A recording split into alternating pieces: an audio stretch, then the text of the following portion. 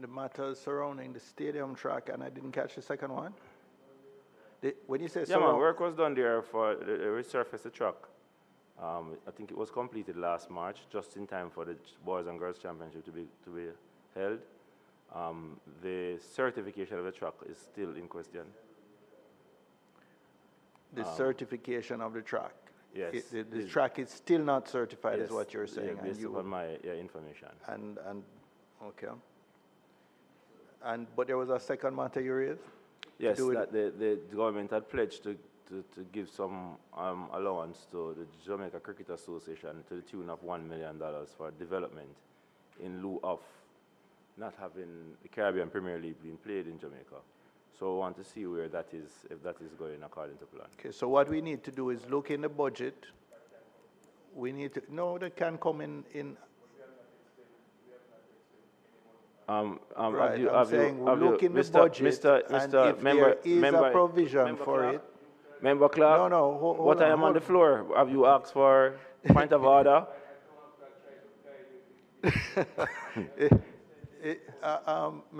Member Clark, would you allow the chairman to do the guidance? Thank you for the assistance. But I'm saying on this matter, we will have to see if there is a provision in the 2026-27 budget. And if there is, then after the debate, the budget debate is complete, we can enter upon that so topic. Then that means the first item the first item, yes, which is in the which yes, would be in the current year. Yes. We could. It's just that I don't. It's just that I don't want to have them coming twice. Right. I understand. Yeah. So, Member Newell, you have your. Thank you. On. Thank you, Chairman, for respecting that I'm following the rules and speaking when the mic is on. Chairman, we're approaching, I think, the first anniversary of the start of one of the Spark roads in my constituency, and I said the start of it. And, roads being just a serious concern across the country. I think we should invite the Ministry of Works to have a look at just the efficiency of the implementation of the various road programs. Yes, the Spark program straddles both years, so I don't think there's any issue. Yes. Mr. Clark would have with that. I'm cognizant of the standing order, sir. Spark program, so it wouldn't just be the ministry, it would be NWA, I think, is the implementing agency, so yes, the ministry and NWA, relevant ministry and NWA. Any other suggestions? Yes? Mr. Hines? Yes, Mr. Chairman. Just so is the Ministry of Sports, and I think the Independent Spark Limited is the agency that is... Independent Spark? Yes, limited. Thanks. Mr. Newell? One more thing, Mr. Chairman. So with the move, which is supported by both sides of the House to develop Jamaica as a logistics hub, I think it is useful to invite the relevant ministry and agency to take a look at the recent congestions at the port and just to get a better understanding of what has been taking place there. This would be the Port Authority, I believe. To be both, it might be both the Port Authority and the private entity that actually operates the port now. The name, is it CGM? CMA? CMA, I forget the name of the private entity, but we could ascertain that and invite them as well. I would also like to suggest that we have a look at the rural school bus program. I think this would be of interest to most of the members here. Majority of MPs are rural MPs, and this again straddles both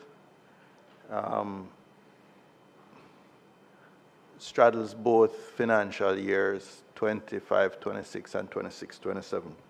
So I'm going to suggest that we schedule over the next 2 or 3 sittings the a review first of the Spark program. Second, the rural school bus program. And I think we can have in one sitting the port and the Ministry of Sports, but we would schedule that third so that we would be able to come into the relevant financial year when those matters are being looked on. So I would ask the committee clerk. Well, first of all, are we in agreement on that? Yes? And I would ask the committee clerk to schedule over the next 3 sittings. Well, you have the available dates? Okay, let me go to it then. So 2 weeks from now, the first one, right? So we've been sitting on a fortnightly basis. So we would invite Spark, and if for some reason they are not able to come, then we would do this rural school bus, invite that ministry, which would be The next one. MSET/JUTC, who I think are the operators. If Spark and NWA are available for that date, then we have them. Do you think we could accommodate both in one day? No? Do one of the lesser ones that day, okay. So the Port Authority, we could invite as well in that first day with Spark. And then the following week, we would have the rural school bus with the Ministry of Sports. Yes, sir. Not the following week, the following fortnight. All right. There's one other matters, in a sense, which arises from the minutes. Members, we get very comprehensive minutes. So it's 25 pages was the last one. There are different ways of approaching the minutes. What we tend to do here now, we try and capture everything that is said, which Hansard already captures that. But I think we could be more focused on the outcomes, the decisions and the outcomes, and perhaps try and condense the minutes a little bit. So it's less burdensome for members to go through because our meetings are long and our minutes are long. So with your agreement, I would ask the committee clerk to be to see if we could be a little more concise and be more decision oriented, or capturing the essence of the information that comes out, and not necessarily be as conversational where you really capture the entire conversation. So going forward, we can do that. All right. With those decisions, we can move to item 7. And we had basically wrapped up our hearing on Hurricane Melissa recovery efforts, phase 1, I would call it. But the last meeting went so long that we were not able to adequately or to allow for an adequate presentation and interrogation of the National Water Commission. And we have here, again, a team led this morning by Mr. Herman Fagan. So we can, they have a presentation on screen for us, which I would invite him to take 10 minutes. How long do you need for the presentation? 15 minutes? And then we will try, unless there's something that we need urgent clarification, we'll try not to interrupt you during that 15 minutes, and then reserve our questions for the end of your presentation. I would just ask you to introduce your team for both the Hansard recorders as well as for our viewing audience on PBCJ, although I noticed PBCJ has been very late to join the PAAC meetings, but I think this morning we are already on. So without further ado, let me welcome Mr. Fagan and his team. Apologize once again for the fact that you were here at the last sitting and didn't get an adequate opportunity to update the committee. And thank you for your patience and determination to report and give an account of your stewardship to Parliament and the people through this committee. So, floor is over to you, Mr. Fagan. Thank you very much, Mr. Chairman. Good morning, members, and good morning to, is it Portmore Missionary? Portmore Missionary students and teachers who are here. So, Chairman, thank you for re-inviting us to partake or to share in this very important discussion with respect to Hurricane Melissa impact and our restoration to date. As you rightfully outlined, Chair, we didn't get ample time the last time to delve into the meat of the matter, so I appreciate the opportunity to do so today. So with me this morning to my immediate left is David Price. He is the regional manager for Hanover, Westmoreland. That was one of the most impacted region. And beside to Mr. Price's left is Assistant Vice President for Technical Services, Aubrey Williams. And to Aubrey's left is Delano Williams, is our Corporate Public Relations Manager.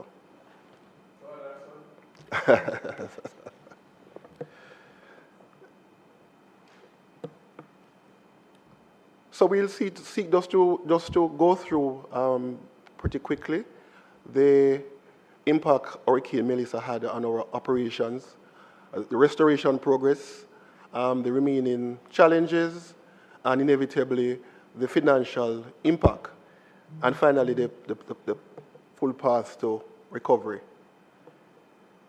So as we know, the impact of the hurricane was significant. It really had an adverse impact on our operations.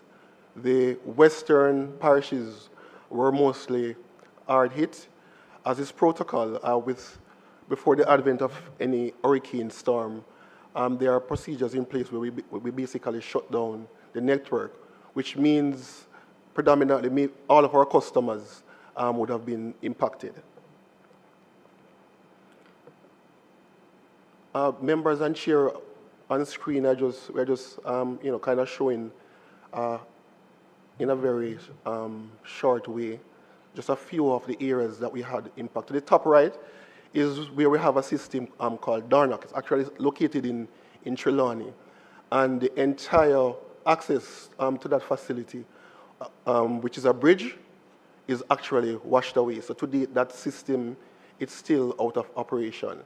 If we jump down to my far left, it gives a depiction of what obtains of the Great River intake after the hurricane itself. What we are looking at there is a 200,000 gallon tank in Garden, Westmoreland, that was destroyed. And to the right of that tank is one of the significant damages that we Just a question, that's a metal tank? Yes, Chair, it's a metal tank. And it would have been filled with water at the time? Yes, Chair. So because what we did as a part of the standard operating procedures, all tanks are filled before the hurricane. So the next picture on screen shows you the breakaway of the Great River raw water pipe, and that is a 32-inch pipeline. 32-inch pipeline that goes across a bridge and goes into the treatment plant that was actually washed away. And then we have a 24-inch pipeline that transmission main from New Martha Brae in the vicinity of Lilliput that was also significantly damaged. In terms of our internal operations, a number of our offices were flooded. Roof damage, communication disruption was a major feature. That was one of the significant challenges that we had. We had teams going on the road, and what we basically had to do in the morning is also have a conversation, have a discussion as to the method, the modus operandi for the day, because communication was basically, in some instances, non-existent. Our most important resources, which is our staff, a number had significant displacements, and a number of the operational teams were unable to come to the office, so we basically could have that discussion. So that was a significant challenge that we had. And accessibility, inevitably, to a number of our facilities and to our network, that was also a significant challenge. The emergency response measures, how did we respond after the storm itself? So what we basically did, with the human resources that we had at our disposal, that is those staff members and operational team, we had rapid team deployment in areas that we could visit. So the eastern part of the island was not significantly impacted. So even though the major treatment plants were closed down, Mona, Spanish Town, Constant Spring, thereafter, within a short space of time, we were able to get back those facilities up and running.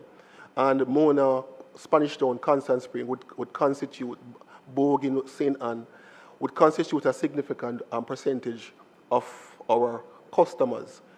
The strategies that we utilized were, we identified the priority areas. The hospitals were of paramount importance, the economic or town centers, and the highly dense populated area or communities. Schools were also taken into consideration. In the aftermath, there are some temporary measures that we had to put in place. For example, the installation of makeshift loading bays. So we had some facilities, for example, in Montego Bay, we had the loading bay, the major loading bay, or the premier loading bay in the parish. We basically got that back one up. People don't have water. So invariably, they'll be basically coming to the facility and they want water. So what we basically did, we set up some standpipes outside the facility, which gave the citizens access to the service. And that strategy we found worked pretty well, and it was replicated across the enterprise. Catherine, all chair and members, we know that they were significantly impacted based on the flooding that took place.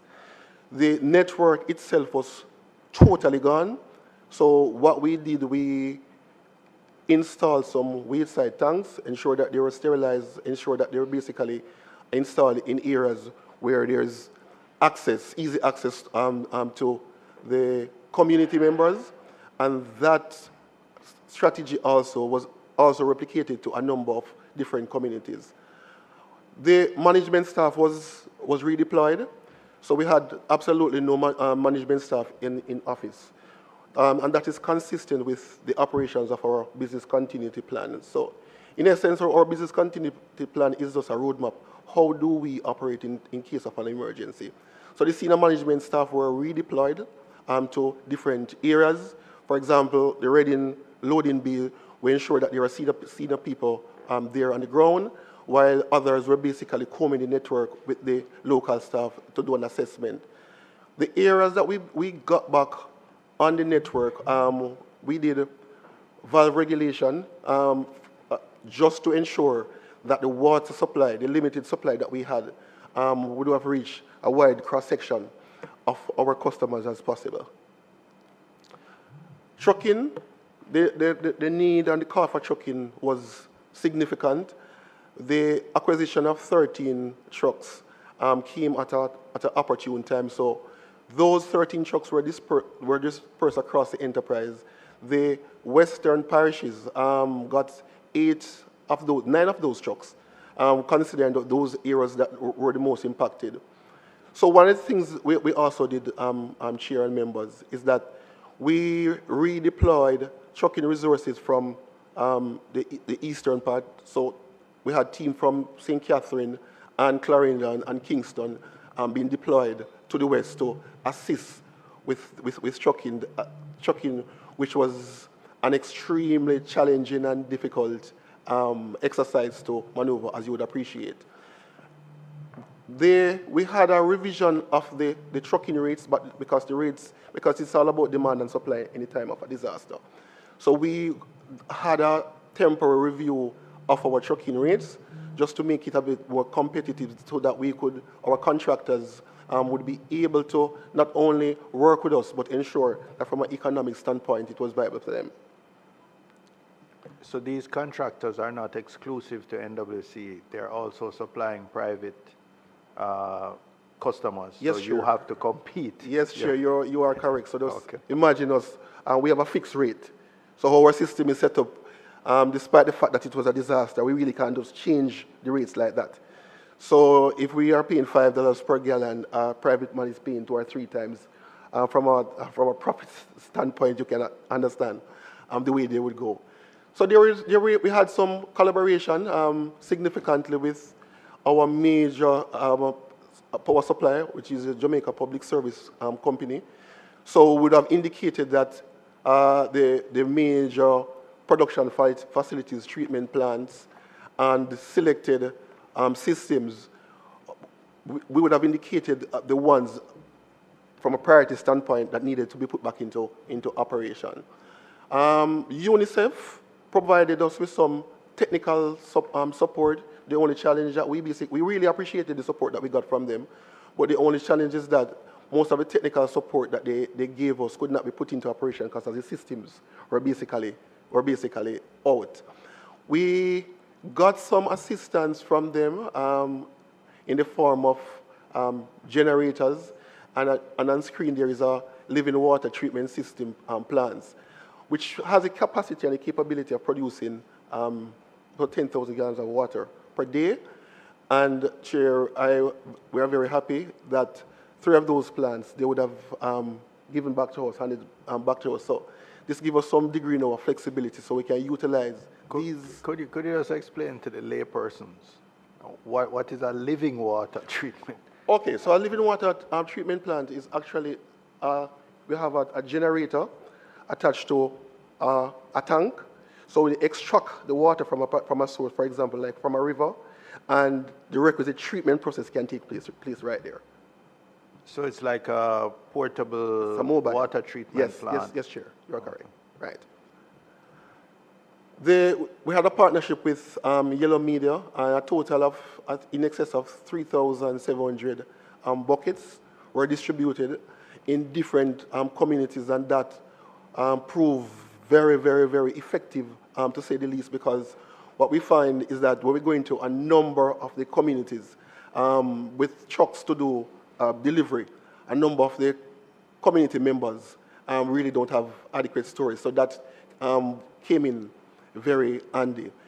The MV Dawn, which is a ship, they had a floating water vessel on board where they did RO, and what we basically did is take the water from them via our own trucks and had distribution done in some of the communities in Hanover that didn't have access to supply. So as a part of the infrastructure restoration, we started the major pipeline repairs. I indicated earlier about the major one. And for emphasis, in terms of significant infrastructure damage, major, St. James, Trelawney, particularly St. James, had the most. And on screen there, it shows a depiction of the 32-inch pipeline, Chair, that I indicated earlier that was washed away. So what we did, rather than putting up back a pipe bridge to go across the river, we rerouted it along the roadway. So in the future, should we have a next hurricane of this magnitude, we don't have a situational case in point where it is washed away. A number of pumping stations would have been inundated. No, again, I just want to understand. I have an idea of where that pipeline was. It was where the road bridge crosses the river. It was underneath at that location. No, it was not underneath. So you have now relocated it to that location, right, where the road bridge is. Precisely. So it would be on the underside or to the side of the bridge. This is to the side, Chair. Okay. Yes. Yeah. So a number of pumping station, Portobello is one, and I know that has resonance to one of our members who is here. And the intake roadway, we basically had emergency works affected on those. The use of drone technology, Chair, we utilize that extensively as a part of the restoration process, because there are a number of areas that we basically could not visit either on foot or driving. So the drones prove very, very, very significant in that regard. The plans for restoration, for full restoration, we continue the pipeline rehabilitation, and I must hasten to add that one of the challenges that we are having as water comes back on the network and they're energized, leaks are popping up everywhere. A number of the pipelines are underground, so we really, with the naked eye, can't determine exactly where they are. So as soon as the systems are back up, most of those leaks would manifest themselves, so we have to deal with those on an ongoing basis. And we would have realized that the number of leaks that we basically have since the hurricane has increased maybe in some instances, some parishes, to 30 to up to 45%. So as a part of the full restoration, we want to move from the trucking to normal supply. There will be need for well rehabilitation in some instances based on the kind of damage that was suffered, and we have ongoing system optimization.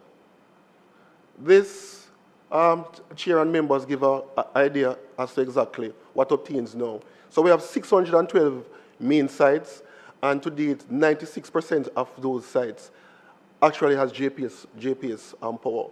587, so 25 sites don't have power. JPS would have committed to us that 13 from those 25 sites will have power restored by the end of this month. From the remaining 12, 6 already have generators in place, and we have moved now to have generators installed on the 6 other locations. I think 2 in particular is a little bit problematic, Malvern 1 and Malvern number 2, based on the terrain. But my technical team is actually looking at ways and means how we basically can maneuver that, the issues there. So these generators are continuous duty generators, continuous, not standby. Yeah, continuous. We have a number of sites. So we have 20 systems that JPS would have restored power, Chair. However, there is need for remedial work to be done. St. James South is one of those areas. And remember, I'm happy to advise that a number of those facilities should be back, certainly by the end of this month, the 15th of March, that is a deadline we have set ourselves. The table gives an indication as to where we are at. To date, 95% of our customers have service restored.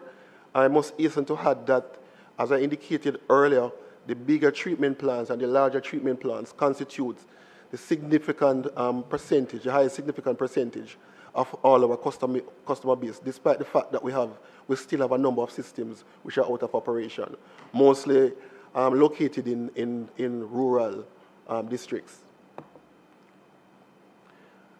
Inevitably, this would have come at a significant cost. From a revenue standpoint, to date, we have incurred a drop in our revenue in just about $3 billion. Again, this is from October 28th to the present. That's correct. So it would be about $1 billion a month. Yes, on average. So Chair, so what we found is that even though, as I said, it's an average, the month after will be more significant. But as some of the systems come back online, there have been improvement. The hotel sector would have been significant impacted, and they are one of our primary customers. So that in itself would have a significant impact. In addition to the works that we have to be doing, the security is an issue. The cost per generator and fuel maintenance, and there's a security component to that. That is very significant. And a number of buildings that we have to continue rehabilitation. The fencing of most of the properties, that is something that we're also looking at, which will come at a significant cost. But we are basically prioritizing getting up the systems up and running before we basically undertake most of those works. But in addition to the revenue loss, do you have any estimate of the capital damage that was done and the cost to rehabilitate that? Yes, Chair. The preliminary estimate that was done is just about $3.7 billion. And it is growing because just recently we had a system put back in operation, 100,000 gallon tank. Water was replenished in the tank just to find out that the tank is leaking. It suffered damage. And 100,000 gallon tank, I think it cost somewhere about $80 million. So even though we had a preliminary estimate, it's still as you go along, as we go along, we have to be. So you're talking somewhere in the region of $7 billion total impact. I think, Chair, that would be a very good ballpark figure that we're looking at. We outlined some realities quickly. So the impact from revenue shortfalls inevitably will impact our operations. There are a number of things that a number of plans that we basically had in place that we have to really look at. The water trucking logistics is still proving challenging. There's some of the terrains that still limited access in some instances. And we have to highlight the issue of generators because, Chair and members, for most part, we hear this claim that we need to put generators everywhere. But there are challenges. There are limitations in that regard. So the cost for putting in generators in place, most of them. So we have generators that we own. But based on the need, we have to do a lot of contracting. And it's extremely expensive, to say the least. The last collation of our figures, I think we would have expended over $500 million just for the operational cost for generators alone. The reduced system reach, meaning that we would have gotten back some of our systems on stream. Though we have generators there, it has some limitation in that regard. So that is something that we also have to grapple with. So Chair, in a nutshell, that is basically what it is. I think we would have made significant progress in light of the magnitude of damage that we basically suffered. We still have some way to go, but we are with the support. And I must take the opportunity to really to big up Team NWC based on the sterling work that they have undertaken thus far. Thank you, Mr. Fagan. But before I open to questions from members, I would really love you to expand a little more on the financial impact on the NWC. We're in the process of looking at the estimates of expenditure for both central government and the public bodies, and to inform members, all members, not just members of the committee, but I think it would be useful if you could give us some sense what if any of those losses or additional expenses would be covered by insurance.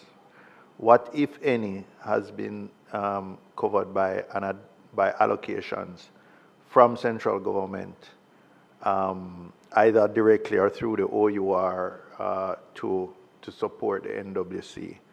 And looking forward into the coming fiscal year, I imagine there's going to be a long tail effect in some of these in terms of your revenue, because we've heard major hotel chains, for example, say they may not reopen until later in the year. So those good customers, water, sewage customers, they will be out for an extended period of time. So I'm sure your team must have done some projections to give a little more information on the financial impact, because the part of the mandate of this committee is really looking at the numbers and understanding not just the performance, which I think you've given us a very good overview of, but understanding the impact on numbers and how this will affect the entity going forward.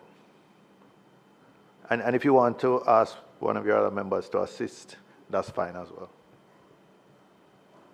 All right, so Chair, so let me start with the first question that you asked. The assessment from an insurance perspective that was undertaken, the insurers would have sent in their team and would have gone through at most of the critical sites locations where we suffer damage. And I was advised by my CFO that we would have gotten some drawdown from an insurance perspective. You have any sense of what that might be? Just ballpark. I'm not asking a precise number. Is it I think 10 million, 100 million, a billion? Somewhere in the region of 2.5 million US. 2.5 million US. Yes. Yeah. From central government, I know that we would have gotten some support, Chair, but I don't have the exact figure from us, but I could provide that information. But I'm pretty sure that we would have gotten support from central government. I'm pretty sure of that, but I could get the actual figure and give to you. Chair, one of the things that would have done also, would have done a submission to our ministry, and which would have been communicated to Ministry of Finance, the kind of support that we basically need in light of the fact that we are going to have this revenue shortfall going forward, which is going to have an impact on our day-to-day operations. We are basically starting the new financial year next month. We have had a number of projects planned, in-house small projects planned, which comes at a cost. It will have an impact. We also have, from a capital expenditure standpoint, so that submission would have been made as to the extent to which we will definitely need some support. So that's assistance in the 26-27 financial year. Yes. You would have made that submission. Yes, so that submission was made. We will go back to our, when we get to standing finance committee, we will have a closer examination of that. Okay. I have Mr. Newell, Dr. Dawes, and Mr. Clark in that order, and Mr. Hines. Then, Mr. Newell. Thank you, Chairman, and good morning to the NWC team. Just to start at something that was said earlier, but I don't think it was really elaborated on, that your staff is your best resource and a number have been impacted.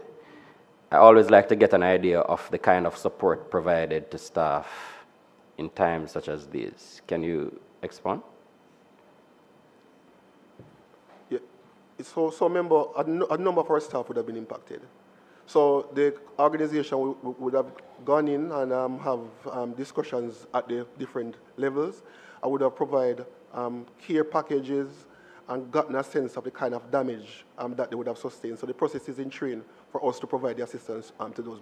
So you're providing some assistance. In terms of the design of your network, I know everything wouldn't have been designed at once, but has any assessment been done of, say, how climate smart the network is and what category hurricane and earthquake you can withstand? So remember, a number of these pipelines would have been installed many moons ago. Chair, as a former chair, would appreciate that. So what I can tell you what we have done now going forward, whatever is there is there already. We really can't just go up and take up a 32-inch main. But certainly going forward, what we have done is in any new design for any new systems that we are doing, that is basically taken into consideration where these pipelines are located, and also the type of pipelines that we basically utilize. We have some pipelines for smaller sizes, for example, let's say a 4 or 6 inch diameter. what we have said to the team now, we're not going to do any repair or replacement and put back in an area that had a significant impact. So I know, for example, that there's a $5 billion MOU with a private developer to include pipe laying as a part of a major road project that is going on now. Were there any climate risk considerations in terms of the scope of those works? So yes, members. So with the partnership with that that contractor, which is NWA, is who we basically partner with in that regard. So any design for how the pipelines and the network is set up, we will basically take that into consideration, contemporary thinking. So we're not going to basically have no design of any network in such a way that it is susceptible when we have landslides, etc., etc., etc. So the this answer to your question design, is yes. so this design that would have been done before, Melissa, you're saying at that time the climate considerations would have been in place in terms of the implementation of that project? No, I'm sorry, I didn't get it clearly. No, I'm saying I know the Spark program would have been designed prior to. What I'm trying to get an understanding of is projects, not the ones when the chairman was chairman there, which might be some decades ago. But, but I'm trying to get an understanding of whether within recent times, the aspects of your system that would have been implemented in recent years, whether those would be climate smart and whether there's any risk mapping where climate considerations are concerned for those. Yes, Chair. The answer to your question is yes. As a matter of fact, I just had a discussion with my colleague at the NWA yesterday, and that is one of the important points in the discussion. So some designs were done.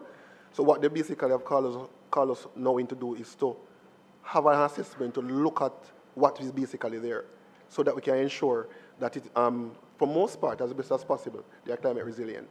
What department handles just ensuring compliance in that regard where climate considerations are concerned? Is it operations? Is it your risk management? Or do you have a professional on board who ensures that things meet certain resilience standards? Okay. So how our structure is set up? We are operations, but we have an engineering department. And their job primarily, and that kind of resources, quality control is a part of that unit. So a part of their remit is to ensure that whenever systems are designed, and that is the reason why, remember, sometimes we have a delay or sometimes a challenge, because we are insistent, based on our own experience, that there are certain criteria that must be adhered to. So the answer to your question is yes. Mr. Chairman, just one more question. No, Mr. Newell, I'm going to do a round. No problem. And then we'll come back to you. Dr. Dawes. Okay.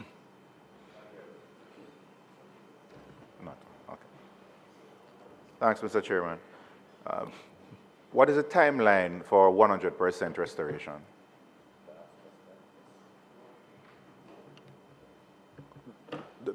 By the end of March. Okay. By the end of March, I remember. All right, let's just go back to the generator issue again. Now, you have outlined priority areas, hospitals, clinics, major urban centers. Why is it that since you can't put generators everywhere, you at least prioritize your well-defined priority areas as those that you would have permanent standby generators? But we basically have in place now, and maybe it didn't come out in the presentation, but for most of our major systems and our priority systems, we have generators in place. Well, I can speak for Portmore, where the major issue whenever we ask about water is that JPS is the issue. And there has been no standby generator, and correct me if I'm wrong, or the generator is not working. But whenever there's an issue with JPS, Portmore on a whole does not have water. Correct me if I'm wrong. But this is the complaint that I am getting. Maybe it's another reason. So remember, I'm going to answer you within this context. Where the facilities, for example, that supply Portmore are located, where those wells are located. At different times, we have single-phase issues which is related to JPS. Maybe it is vegetation on the lines, etc., etc. So we have generators at specific facilities. Remember, it's not, what should I put it, not practical to have generators everywhere. So this is just not practical. The other thing that needs to be put into, that I must also add, is the capacity of what the generator can produce relative to the horsepower that is required to run a facility. That's one of the challenges that we basically have. That's a real one. I can give you a typical example. For example, for a facility like Lagwood, that Aubrey is requires about 1,000 kVA, about 1,200 kVA. We had a generator there, and it got damaged during the hurricane. The rental to put a generator there is about $500,000 per day. $500,000 per day. Per day. So I understand, member, and I really appreciate the perspective. However, it is not something that we can totally or 100% get rid of. Notwithstanding the priority systems that we have now in place, and a number of the wells that supply your area is one, Aubrey, I think is on the new listing would have earmarked. So we have done a listing sometime last year, Chair, which is going through the requisite procurement process. Melissa came at an inopportune time, kind of slowed down the process, and I think about 2 or 3 of the augmented wells that supplies Portmore is a part of the process. So hopefully going forward, we should see some form of improvement going to the customers in that space. But Mr. Fagan, I think you could also point out that a lot of the traditional generators were standby generators, not continuous duty generators, which are a lot more expensive. So even when a standby comes in, it's designed for a few hours. It's designed to run for a few hours.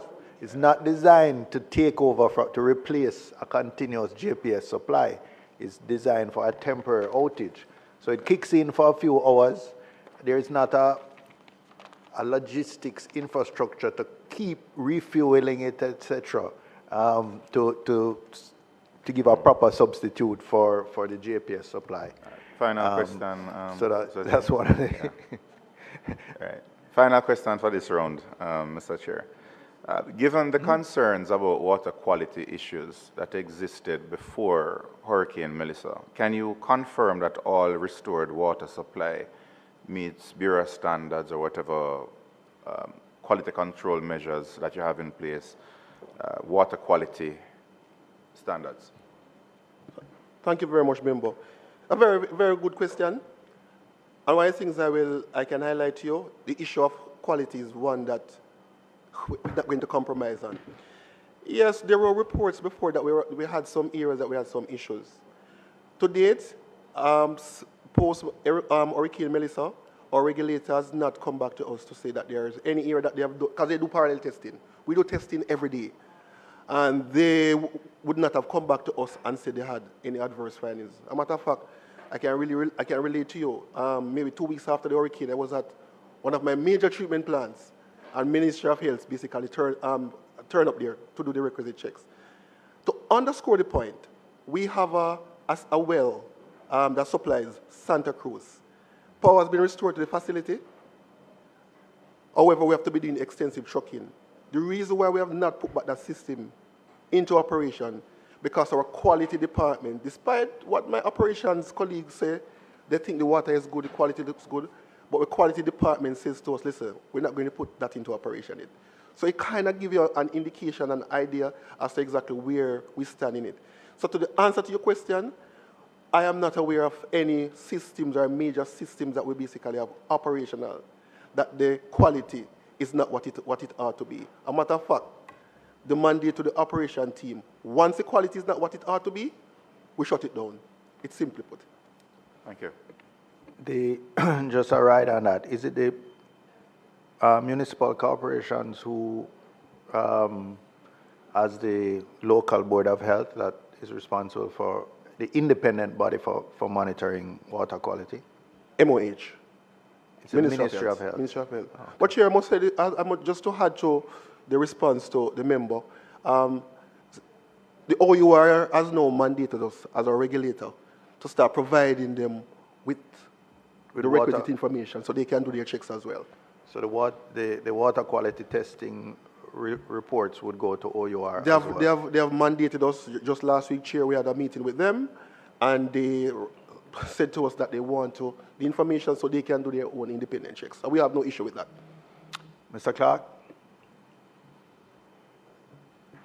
Thank you, Mr. Chairman. Before I go into the questioning, Mr. Chairman, let me say this.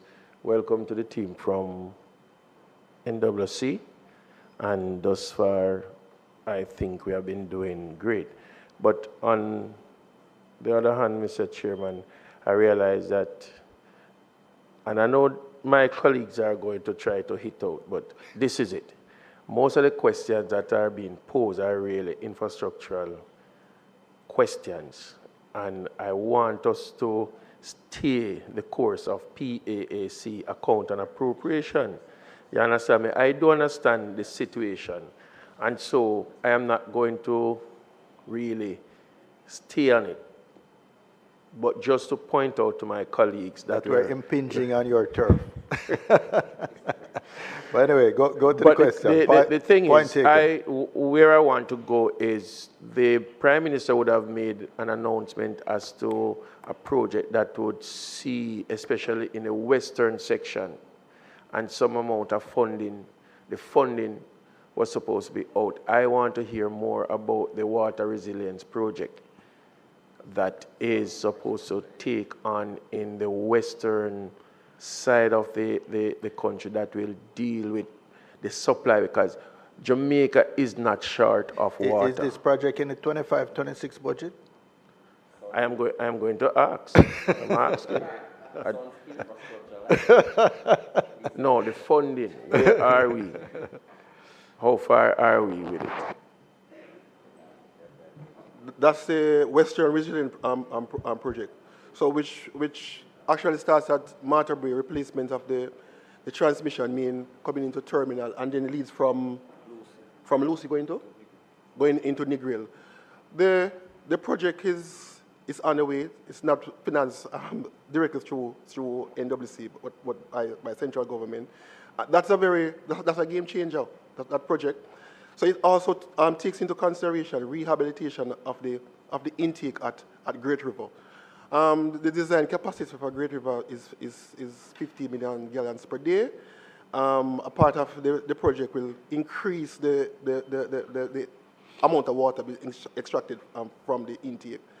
But the reason why remember that project is of such paramount importance is that maybe about 70% of water that is produced from Marterbury being exported is going through a leak. And you would appreciate and know the number of leaks that would have popped up in recent times. So that one is a big game changer for us. So what it will enable us to do is to satisfy the increasing demand along the corridor, going all the way back to Lucy. And Negril, as my colleague rightfully put in. A part of the resilience, and you rightfully indicated, is to look at the storage that we basically have, is to ensure that during downtimes we have the requisite storage and the system that can provide water to our customers. So the question you asked earlier, if it is, as I said before, it's not being financed directly through NWC, but to say it's a necessity. Is the project managed by NWC? I'm sorry, Chair. Are you project managers for it? Do you manage the project? It's a co-manager. Co-manager. Yes. Yeah. And the Great River supplies Montego Bay as well? Yes, the Great River supplies Montego Bay as well. Yes, it has a multiplier effect. So with the water you produce in Great River, it goes right back to the elegant corridor, it goes and over. And so you're saying 70% is lost, is non-revenue? 70% is non-revenue. And that's primarily leaks, or is there theft as well? It's a confluence of both. But on the main transmission main, the 32-inch main, we don't have people doing connections on those. for the main transmission main, it is actually leaks. Okay. All right. Anything else, Mr. Clark? Yeah. Go ahead. For the standalone system, such as, I know you may have some in South St. James as well as in West Central St. James. I know we keep speaking about the generators, but I do understand how the generator works. It's not the most feasible or the most less expensive of them all. And so we're in the time of green energy. How far away is NWC as it relates to harnessing wind power or solar power to run these standalone entities? And this actually ties back to a question we raised but didn't have too much time to explore at the last session, where these supplies that are in remote areas, whether it's really feasible to run electricity lines, and each time we have a hurricane there go down, and the cost of putting back these lines, whether a localized solar or alternate energy system. Chairman, the three-phase is not one of the easiest current to manage. And once that is out, I mean the system shut down until JPS can get back. And by the time JPS will get back and the line is to be energized and all of that, it takes maybe 2 weeks or so. So I am really asking the question, and if you have given thought to it, how far? And I'll tell you, one of the challenges is that pumps are using induction motors. And when they're starting up, they pull a tremendous amount of electricity, which means you have to oversize, in a sense, the power supply in order to facilitate the startup. So I was giving you a little engineering. Go ahead. I will ask my technical services manager, Aubrey, just to answer that one.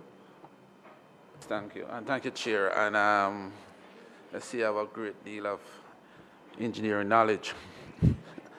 Yes, indeed.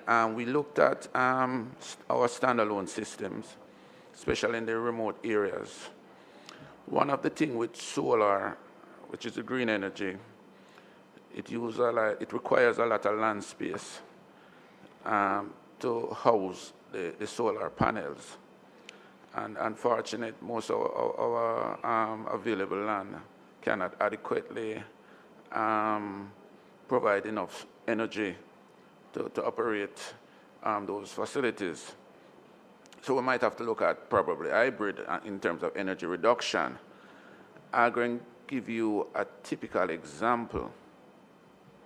A 100 horsepower motor, to use solar panel to operate that, you're looking at somewhere about 10 acres of land in terms of how you space the solar panel for maintenance purposes and the number of panel requires. You're looking at over 300 panels.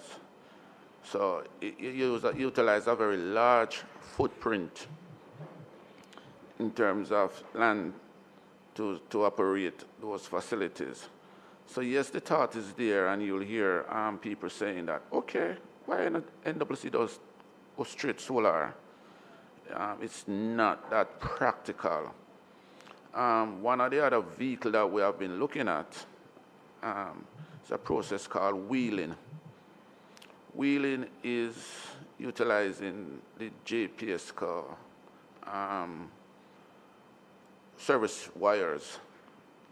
We generate the electricity via solar, wind, wherever, where we have the land space. And then we dump it on the grid, and at a fee, they allow us to utilize that energy wherever we want to. It's been a tedious process. I'm trying to get that approved. But notwithstanding, to utilize solar, as Chair has said, your starting power requirement to overcome inertia to get a motor cranking and going would be running you somewhere about 5 to 7 times your normal operating current So it's like when you have your car and the battery dead and you're trying to get that initial start, it uses a very high energy to overcome inertia to get the engine turned over.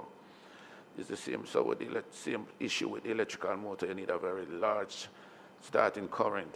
We have used technology over at some of our facilities to overcome that. We have what is called reduced voltage starter, where we use electronic starter, which can gradually ramp up the load onto the unit, so that we can go right down to about 2.5 to 1 in terms of the size generator. Typically, you might go 5 to 1, 100 horsepower, use 500 kVA generator. We can go down to about 2.5 to 1 now with technology to start that unit. So we're utilizing that at NWC, or a specification that we recently sent out in terms of procurement. We have to revise it, build resilience into our system. So we look at, Chira said it again, continuous duty generators that utilize SCADAs, so that we can remotely communicate with the unit. We don't have to be on site, so we can remotely communicate, start that unit. And we look at fuel efficiencies in terms of getting, a better efficient unit, the type unit. We specify the unit that are coming from established manufacturers such as Caterpillars. So we have been doing that. Yeah, that technology is often referred to as soft start switches, which reduces that initial intake by about 70%. A final question this round for you, Mr. Clark. So I know I understand, I get a better understanding of what it is we're switching from JPS directly to solar, but I still did not hear you mention anything about the wind generation of electricity, harnessing from the wind. Fine, okay, you can give us something on that if you have it. And also, I hear you mention of the wheeling situation that you have with JPS. But whilst NWC has quite an amount of land space within the office roofs and open lands that you have, and you can always set up and exchange with JPS that part. We are now speaking directly of the remote, the one that we up in the hill at South St. James or up in Manchester Hill. We want to understand, yes, you have a 3-phase current going up there. What is it? Because once electricity is down from JPS, then that system is down, and the entire community, or sometimes half of the parish, don't have no water. How are we going to treat with that situation? So remember, those are rosy points, but there's a very important component that I have to put in the mix. So just to add to the response Arby gave, we are exploring, we have a number of projects. As a matter of fact, in Montego Bay right now, we're the terminal reservoir, there's 3 million gallons reservoir. We have a solar project being undertaken there as we speak. So there are a number that we're exploring and that are somewhere in the embryonic stages. What about the one at Mona Reservoir? Didn't we hear a big announcement about that a few years? Yes, that one is still in train as well. But a critical part of it, because we have 2 systems in St. Elizabeth that are solar driven. I think one is in Aberdeen and the next one is in Houghton. Is it? Yeah. I'm pretty sure about the Aberdeen one. But the system right there and they are vandalized. The inverter batteries are gone. So whilst we have to explore those options, we also have to be cognizant of and be mindful. Vulnerability. Precisely. All right, Mr. Hines. Thank you, Mr. Chairman. Yes. Pre-Melissa, post-Melissa, I have had customers complaining agonizingly about receiving bills consistently and not being able to access the service consistently. And as such, I know your billing system comes with sewage and all the rest of it, which people have to pay for, but they have not been receiving any water in their lines. So what are your plans to fix that, and what is your billing system and your rebate system for our customers? Thanks. First question. All right, thank you, member. So what the NWC does for the customers impacted by water outages, we approach it in two ways. The metered customers, their meter reading will reconcile any charges that may have been estimated during the hurricane period when our teams were not out. All right?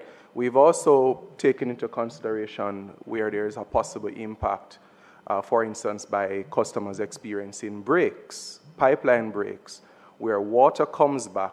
They may be not at home, the house was damaged, the property was damaged, but the water is now running to waste. And we have asked those customers, and we'll continue to publish, that we will offer a facility for those accounts to be examined and some kind of discretion be applied for cases such as those. The estimated ones, similarly, once we draw a line in terms of the period of estimate when it started and when water is restored to the communities. We've been talking a little bit about the worst impacted areas in Westmoreland, Hanover, St. James, and so on, St. Elizabeth. Once we are able to establish the restoration period, those accounts will also be written off in terms of any charges that were assessed post-Melissa and onward up to the time when water is restored. Thank you. I know you have just listed a number of parishes that would have been affected by... Not just to establish the ones that we know on this day still are out of supply. Most of the other parishes have been fully restored. Those are the customers that we can take, if they have not already contacted us, we can take their reports to say, okay, I'm seeing whatever kind of charges on my bill, and we will advise. The restoration, well, the adjustment process for the benefit of all is, while it's systematic, it also requires a manual review just to verify the period. And so they may not necessarily see it immediately on the first bill after water is restored. Okay. You would have mentioned a few parishes that were affected by Hurricane Melissa. I did not hear Clarendon. Without being accused of being parochial by my fellow members, I would lay specifically about northern Clarendon, where the hurricane came and damaged the citizens, damaged your infrastructure. Yes. What are the plans to restore and upgrade the plant in those areas so that they can supply the customers in a very timely fashion and in a consistent manner? All right, VP will take that and give you a full response. Thank you very much. We made mention because we're not leaving out Clarendon. In fact, Northern Clarendon is where I'm from. I'm from Northern Clarendon. So there's work to be done in Northern Clarendon. I know my team would have gone through recently with a tour with you to look at some of the facilities. And we're giving a commitment that based on some of the checks were done and some of the promises that were made, particularly in Kellits, where that treatment plant, that system, but once the rain falls, it basically goes out of operation. So taking that feedback into consideration, I would have already engaged the engineering department to look at the entire process to see how best we basically can do a revamp of that system. I would have gotten the report from the regional manager, who is a big advocate for his region, as to a number of things, and we have seen the listing coming out of that walkthrough with you. So you'll definitely be seeing some changes coming and some alteration to some of our operations. But the reason why we made mention specifically about the western part, because in terms of the infrastructure, they were most adversely impacted. Just to quickly, just to expound on a response that my colleague gave, one of the things that we're also looking at, and I want to say to our customers, we are going to look at every case individually. So if a customer gets a bill and they have a challenge, we have a mechanism in place just to review. In fact, one of the things that we are going to look at, Chair, is for those customers who maybe suffer your pipe break off during the hurricane, that you're totally oblivious to the fact that we find that there's a leak there. We are giving special consideration. We are going to basically look at those. But so once any customer has any problem, and it comes to our attention, rest assured, we'll be looking at them. All right, thank you. So, Mr. Hines, so are you challenging the table that was presented, which showed that Clarendon had all their customers restored? You're saying that's not your experience in your area? Yeah, there are some customers that have not been restored. Yeah, in all fairness to the NWC, they would have agreed to a tour. Mr. Williams Delano was on that tour, and they had made some commitments to which the leaders. So what we're seeing is that there is a role of the representatives to supplement the information that's coming to the NWC to help them properly reconcile their reports. You had a final question? No, that was it. Ms. Birchall? Thank you, Mr. Fagan. Thank you to the NWC team, and thank you for the commitment that the plants in South St. James will get some priority by end of month. Eh? 8 of your plants. By the 8th of March. Yes. No, So- 8 of your plants. Oh, which are 8 of out. our plants Yes, which will are be, out. okay, thank you so much for that. I was looking at the emergency response measures that you outlined in your presentation, and while I accept that the economic centers and the hospitals, which are often at the urban centers in our parishes, must be prioritized, I continue to wonder why deep rural areas in the country remain structurally deprioritized. Rural areas, as you know, we supply the staff for the economic areas. We feed them. They are the agricultural hubs of this country. And if Jamaica is going to rebound, especially after Hurricane Melissa, then we cannot continue to keep them deprioritized in every structure that we put forward. I think NWC needs to look at a holistic rural resilience plan that not only has us on our back foot every time a storm comes, or say, okay, hold on rural communities because we have to look at these urban centers, but that you are actively pursuing a plan that prioritizes us and sees our needs and our water needs as urgent as well. What I'm asking is, as we prepare for the budget coming up, what percentage of your CapEx are you looking to put towards rural reinforcement?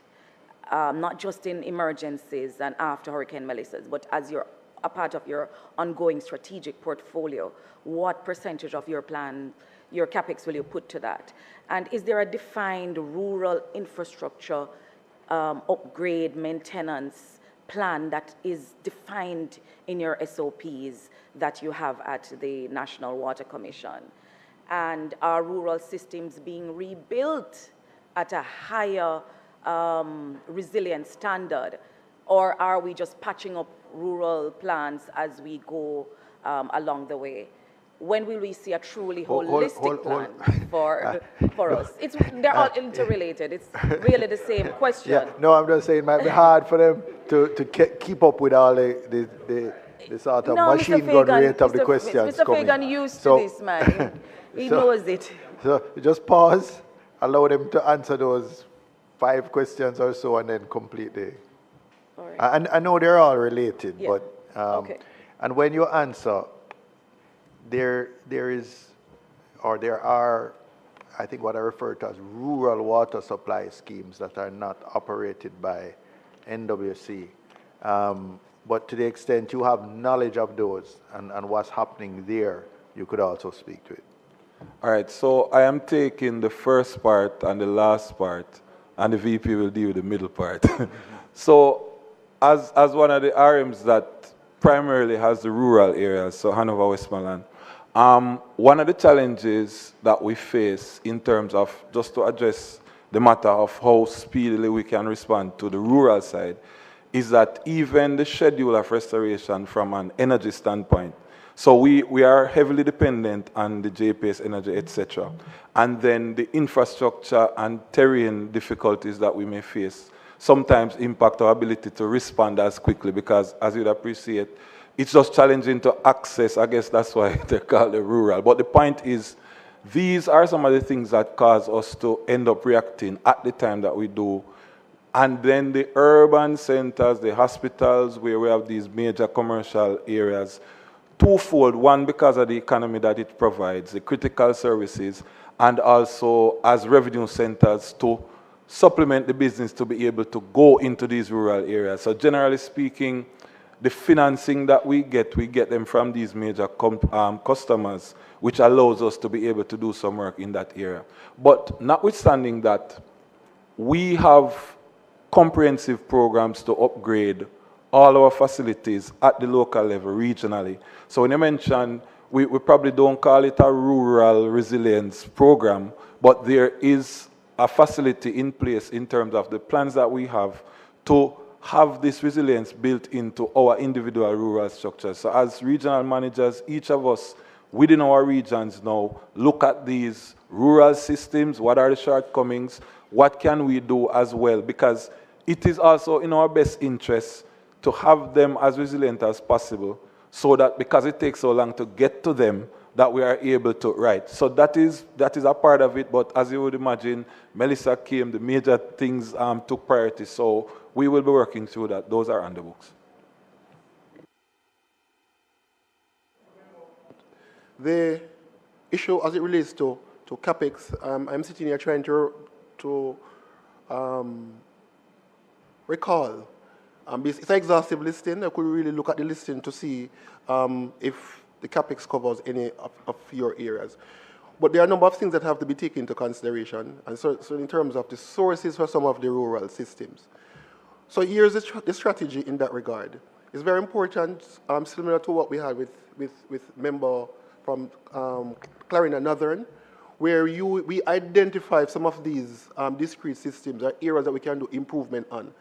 And we do small projects to see how best we can enhance the supply. So that's one mode. Secondly, Chair, Rural Water Supply Limited play a significant role in this regard. So they are the engineering agency as it relates to the execution of some of those projects. So they come to us, we have a discussion, we do the design. After we do the design, they do the implementation. So Rural Water Supplies is that agency that you could basically reach out to in that regard. And the final part of your answer must say, we're not leaving the rural parts alone, because as a rural man from Clarendon Northern, myself have a soft part for the rural parts. Just a quick follow-up, and thank you for that. Yes, I understand that not all of this is in your remit, but to the extent that you have control over, well, a number, quite a bit of them, I'm asking not just as a reactive, after Melissa, you can't get in. I'm asking, no. When you're sitting down to crunch your numbers, I'm putting it to you to put something towards the reinforcement and upgrade and maintenance of the rural plants, not just to patch it up here and there. I'm putting that to you. Thank you. All right, we're going to do a final round. I know Mr. Newell had further questions. Ms. Lee has just arrived, and we wouldn't want to exclude you from if you have any issues, although perhaps you didn't benefit from the presentation. But in terms of commencing the final round, I just want to ask, and I must say, I'm conflicted, because I remember my days as chairman of the Water Commission and the commercial challenges of providing water to rural communities, especially those elevated up on the Manchester Plateau, for example. The commercial challenges of providing that versus the rights of citizens to potable water, just from a public health perspective, if nothing else. So I start by declaring that I'm somewhat conflicted. But in terms of the rural water systems generally, I'm trying to understand.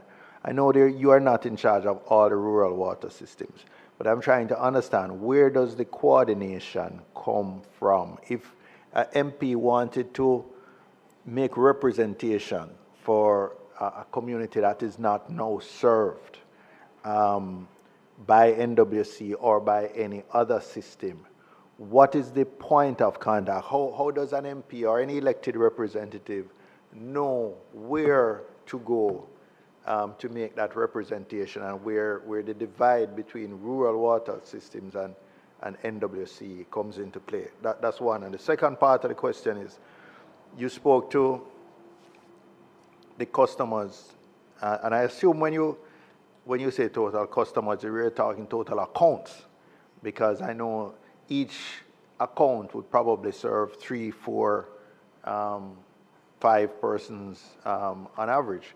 So you speak to the total customers, which is total accounts of 556,000.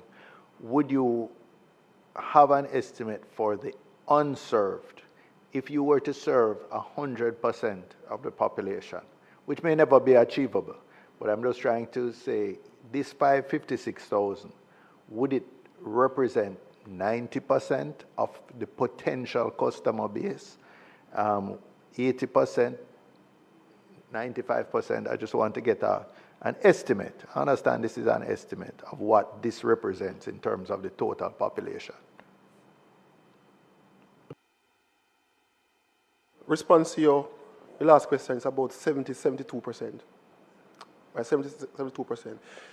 The response to your first question is that any elected member of parliament or councillor, once they can make a request for us to have a meeting and have tours of different areas, that is something that we facilitate. So we have a community relations department, we have a community relations manager for each division, and part of their responsibility is to have that kind of communication. So once, let us say, Member Hines, like what he did recently, he made a request that he wants to have a tour of a particular local. We definitely facilitate that. That's open. So we normally have the meeting, outline to hit them what our plans are, show them what is basically in the parish plan, and then we go on the ground. And if it is practical, if it's feasible, and a number of instances, Chair, I made mention about the small projects that we do internally. Most of these internal projects that we execute comes out of the advocacy from the member of parliament, councillors, etc.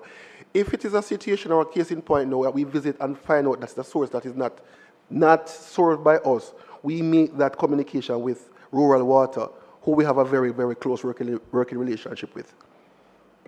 Rural water is in the same ministry, or it's in local? Same ministry? Yes, same ministry, Chair. All right. Mr. Newell? Thank you, Chairman. 3 questions, just only. So one, as a representative, I've had a lot of people who reach out saying they've not had water in their pipe for many weeks, months, years, but they still incur a service charge on their bill. I think some don't understand it. I certainly don't fully get it, because if there's no service, there's a concern, why is there a service charge? So that's one. Second is, after a hurricane in Jamaica, generally there's an increase in sales of bottled water. And some of it has to do with just confidence in terms of the water supply going to the home. As a the environment being in my area of my portfolio area, I'm wondering whether, since NWC says the tests prove that your water quality is good, whether more can or will be done to promote drinking from the tap. And the final question of the 3 is, there are still a number of areas that have NWC has no footprint. I know I can't be parochial, so Operation Pride schemes, for example. I can't mention Frontier or Comsey or Ballard's Valley. But for example, those, I'm wondering what the process is to get those communities on the NWC grid. So those are the 3 questions. On the question related to bottled water, I can tell you, when I was chairman, the World Bank, I think it was, had sent an expert, and they tested NWC water against bottled waters, and NWC potable water was actually higher quality than most bottled waters at the time. I don't know if there have been any subsequent studies done, but I would invite Mr. Fagan to respond. All right. Thank you, member, and I appreciate the opportunity to, again, just exalt the quality of the water that we do distribute. Sometimes it's really an abundance of, well, a combination of humility and caution in that while we do always stand by the quality of the water, Mr. Fagan would have elaborated on the various steps we take to guarantee water that we distribute and the steps we take if there is any kind of risk factor. We also are mindful that once the water leaves and is on the way to customers, there are other environmental factors. The pipe can be broken, customers sometimes have issues at their premises. And so sometimes we still adhere to the recommendations that will come from the Ministry of Health if they put out a boiled water advisory, etc., after the passage of a hurricane. But definitely we always promote and will continue to promote that our water, once it is in the tap, is ready for drinking, ready for all domestic use, and is safe and quite well healthy for our customers, in fact. All right. So, remember, the question was asked about with respect to service charge. So if your supply is disconnected in the system, you don't get a service charge. What you find, though, in a number of communities, once you are on the system, we have a duty and a responsibility to provide you with water. So we have a number of customers, though the service might be intermittent, they request water maybe once per month, and we chuck them water once per month. So the service charge goes a far way in covering the cost in that regard. You made mention about, is it Frontier? Yes. Frontier, right.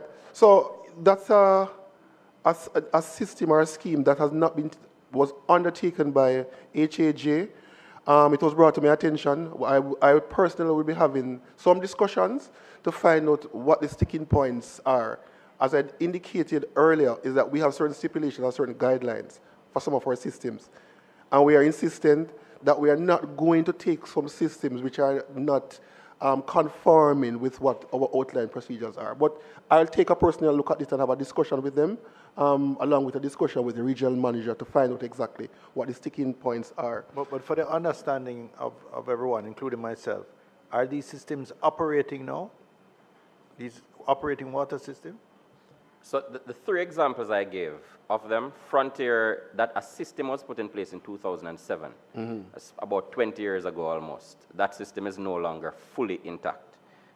Just over time. But it was operating and delivering water. In 2007, it was operational, but it was never handed over. It was never taken over. The other two, they had piped water before, and for different reasons, they've been disconnected and cut off from the grid. The other two communities mentioned. Do the requisite checks on those. I can't speak to them. The last point that I want to make about, because I want the matter or the issue of quality to be emphasized. It's not by coincidence, Chair. You spoke about whilst you're here as chairman.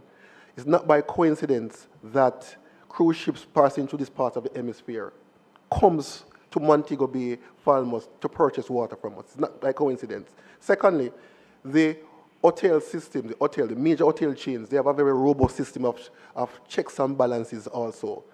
So notwithstanding what we basically give to them, they have their own systems. And I can't recall in the recent past or currently, before a number of them went out of operation, we got any complaints about quality.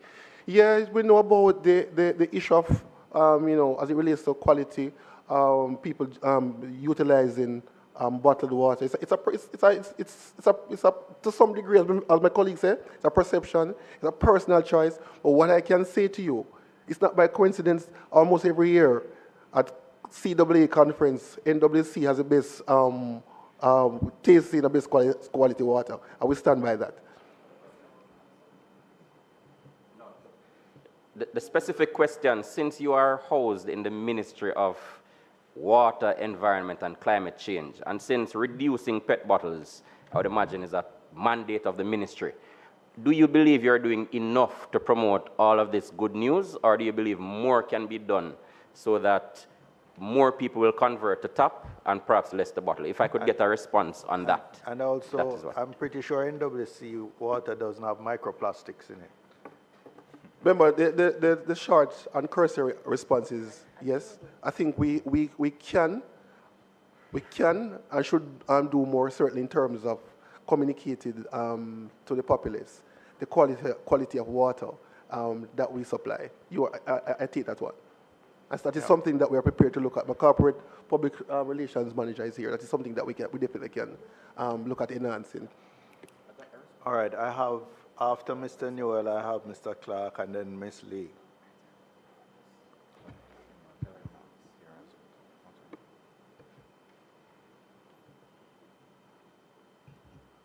Yep, Mr. Clark, unless if you want to be a gentleman and yield to Ms. Lee. So you're saying if me not do it, me not All right, I'm be gentleman. But turn off your mic, I'll come to you a second. Go ahead, Ms. Lee. Your mic is on. Oh, it's on. Oh, sorry, I saw it green. So I missed. Oh God, please. Oh, sorry. Please don't tell Madam Speaker that I missed the lesson. Thank you, Chair. Let me apologize for being late. I'm one when I go to these meetings and so on when you're late and the questions sound repetitive. So forgive me if it was asked before and it was answered. However, I just one comment, two questions. First comment is to your PR team, sir. 4 months after a hurricane, for example, St. Anne, Trelawney, other areas within the country would still not have received water. You have here, what, 20% approximately? For me, as a member of parliament, and I'm sure other persons would feel the same way, how about going into communities and having meetings at this point just to communicate with the customers? Because I'm not getting that feedback, but I know how customers are. If you don't engage them, to give them timelines, give them updates. So if it doesn't come from NWC, for example, I was thinking, do I need to plan a meeting, say, for my farm town, Bethel town areas, and so on? Because people want to know what is happening after a period of time, 4 months. I know you're genuinely out, because I see that the Darnot Bridge has totally collapsed, so I know that is the reason. And I'm sure the customers have heard that, for example, using Trelawney and St. Anne as an example. But it would be good after 4 months to have meetings across the country, just to engage the customers, inform them, so on and so forth. That's my comment there. Question, though, from the Darnot, about the Darnot Bridge. Is it in this 20% to be up by March 15, the facilities? No, just to correct you, you keep saying 20%. It's 5% that's out. 95% has been restored.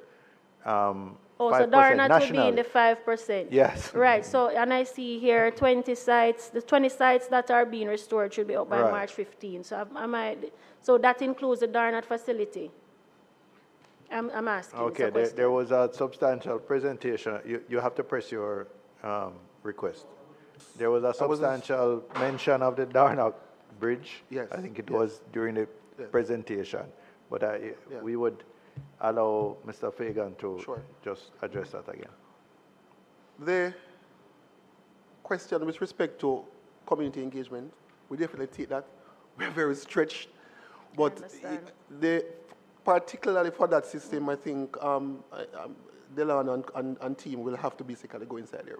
Based on the fact that the extent of the damage that has been suffered. A matter of fact, we were, for the first month and a half, we were unable to access the facility. As Chair made mention, this is one of the facility that the preliminary pictures, etc., that we got, we had to use drone. We actually went to the facility sometime last week. We met with JPS. We are expediting the process. A matter of fact, this morning before I came to the meeting, my engineering colleague and I had a discussion with respect to it.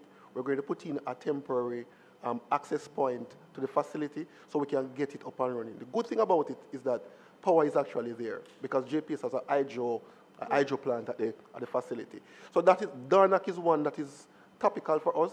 certainly because we know that that system supplies not only St. Anne, but also Trelawney. Right. And I'm going to tie that back with the original point. Yes, we need to do some additional community engagement to enhance the Right, level because of I communication in understand that regard. you're stretched, which is why I'm saying, but when we're looking at the timeline, people want to hear something. If you can even give an estimate to Right, say right, to by the set- end of Yeah. March or So they just can set a plan. schedule or something, and I'm sure they would appreciate that, you know. My next question, thank you for your response. My next question is, I'm sorry again if I missed it. For the upcoming, of course, we have to prepare and learn and grow and so on. So one of the takeaways is that after the hurricane, we realized that some of our facilities did not have backup generators and so on. How are we now in terms of improving on that heading into the season again? Yeah, there have been extensive coverage of that already. I did say I wasn't here. Okay, I'm going to ask your colleague, Mr. Clark, or it's in the minutes, because we've spent a lot of time covering that. So just in the interest of efficiency, I'm going to ask you we can bring you up to speed on that. Mr. Clark, it is your turn to ask questions. And you're being consistent. You're not being partisan. You're being consistent. Like the chairman. Thank you very much, sir. My last question or comment, query, it really has to do with the way you bill. Jamaicans are still yet to understand how your billing works. You need to do something about it. What are you going to do about it? Because even me, sometimes it is mind-boggling. I just pay the bill because I don't want no cash on my gate. So I just pay the bill. But for example, the hurricane was in October, November, December, part of January, we were still without water. But yet you get a bill that keeps climbing. Yeah, I have it right here. I can show you all of the bill, and I plan to show you the bills as soon as I step up. And it keeps climbing and climbing, I keep paying, and I can't understand. You said to us that we would have gotten a rebate, but I still not seen it. So to the man out there, John Public, it is even worse, because the story is told, and my colleagues will tell you, them hear it every day. MP boss, we not get no water, but with the sea bill, what would they pay for? And I give it to you in the vernacular. You understand me? Because this is how them pass it to us. And I'll remind you that standing orders says the standard English.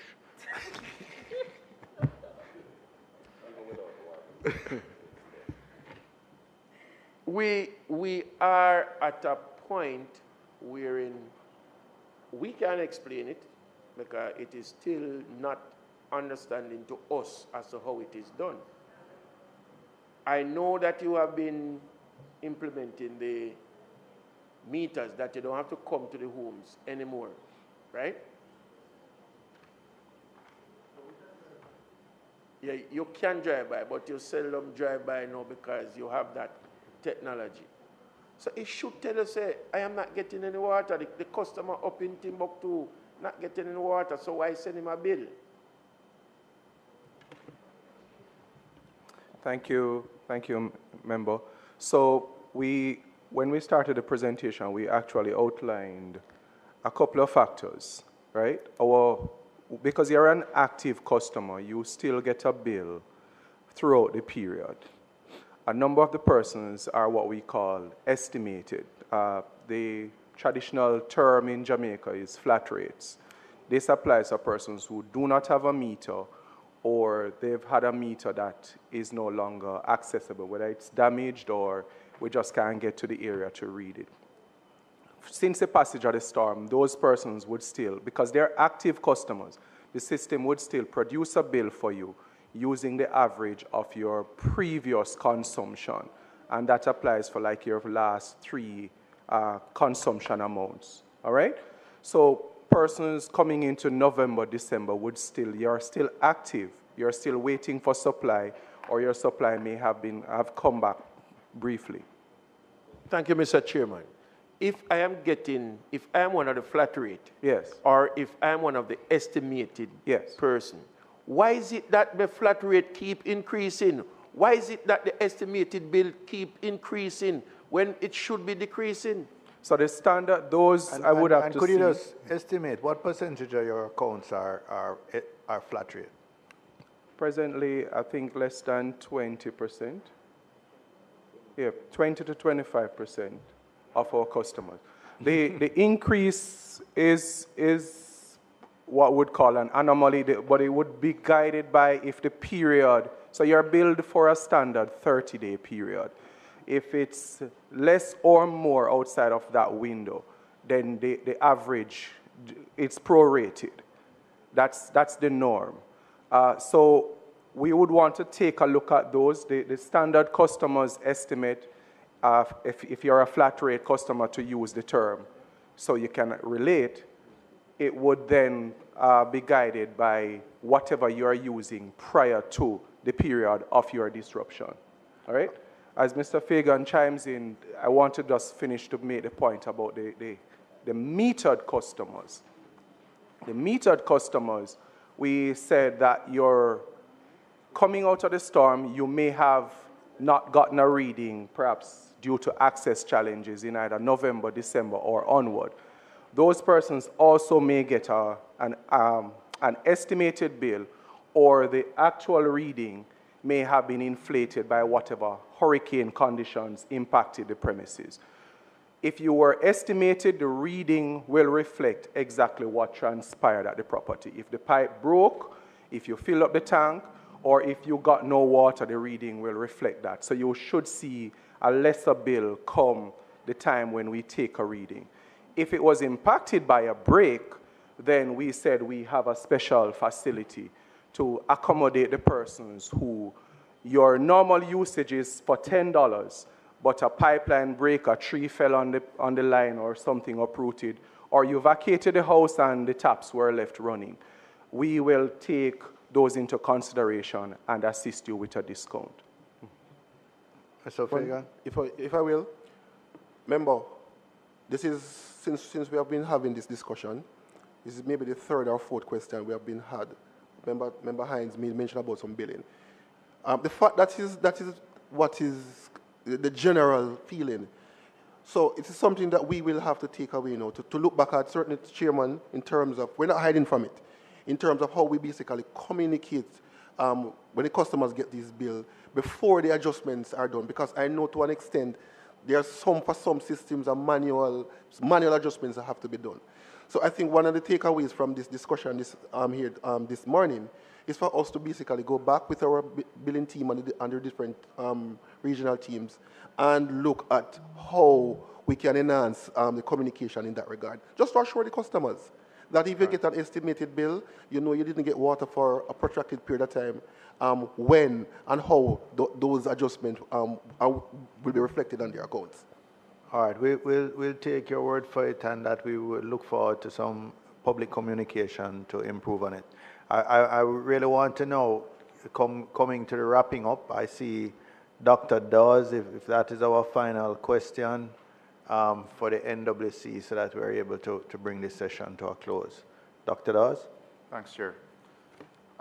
Just going back to the procurement, you have 12 new trucks, you have increased contractors operating on the revised trucking rates, increased generator deployments, you said up to $500,000 per day rental, emergency pipeline works, and all of this is executed under emergency procurement rules. But we know historically that this is a setup for inflated costs, and you're vulnerable for irregularities occurring under your watch. So what sort of increased vigilance do you have in place? Are you looking at increased internal audits? What's the benchmark for these prices? Are these trucks bought at market share? been increasing the rates. What, again, are you using? Is it 100% of the private sector market rates? Is it above, just below? You know, what are you doing to protect the taxpayer dollars?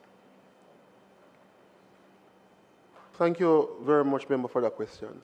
So, we have a robust system in place with respect to trucking internally. That's a given. So, when we engage a trucker, it goes to the loading bay. Whatever he receives is actually recorded. A part of the process is when we send him in a particular community, particularly with our customers, the names, account numbers have to be there before those are signed off on. One gauge that we use, because there are some areas that we send in a truck, they are not our customers, but from a social perspective. How do we know it's not reaching?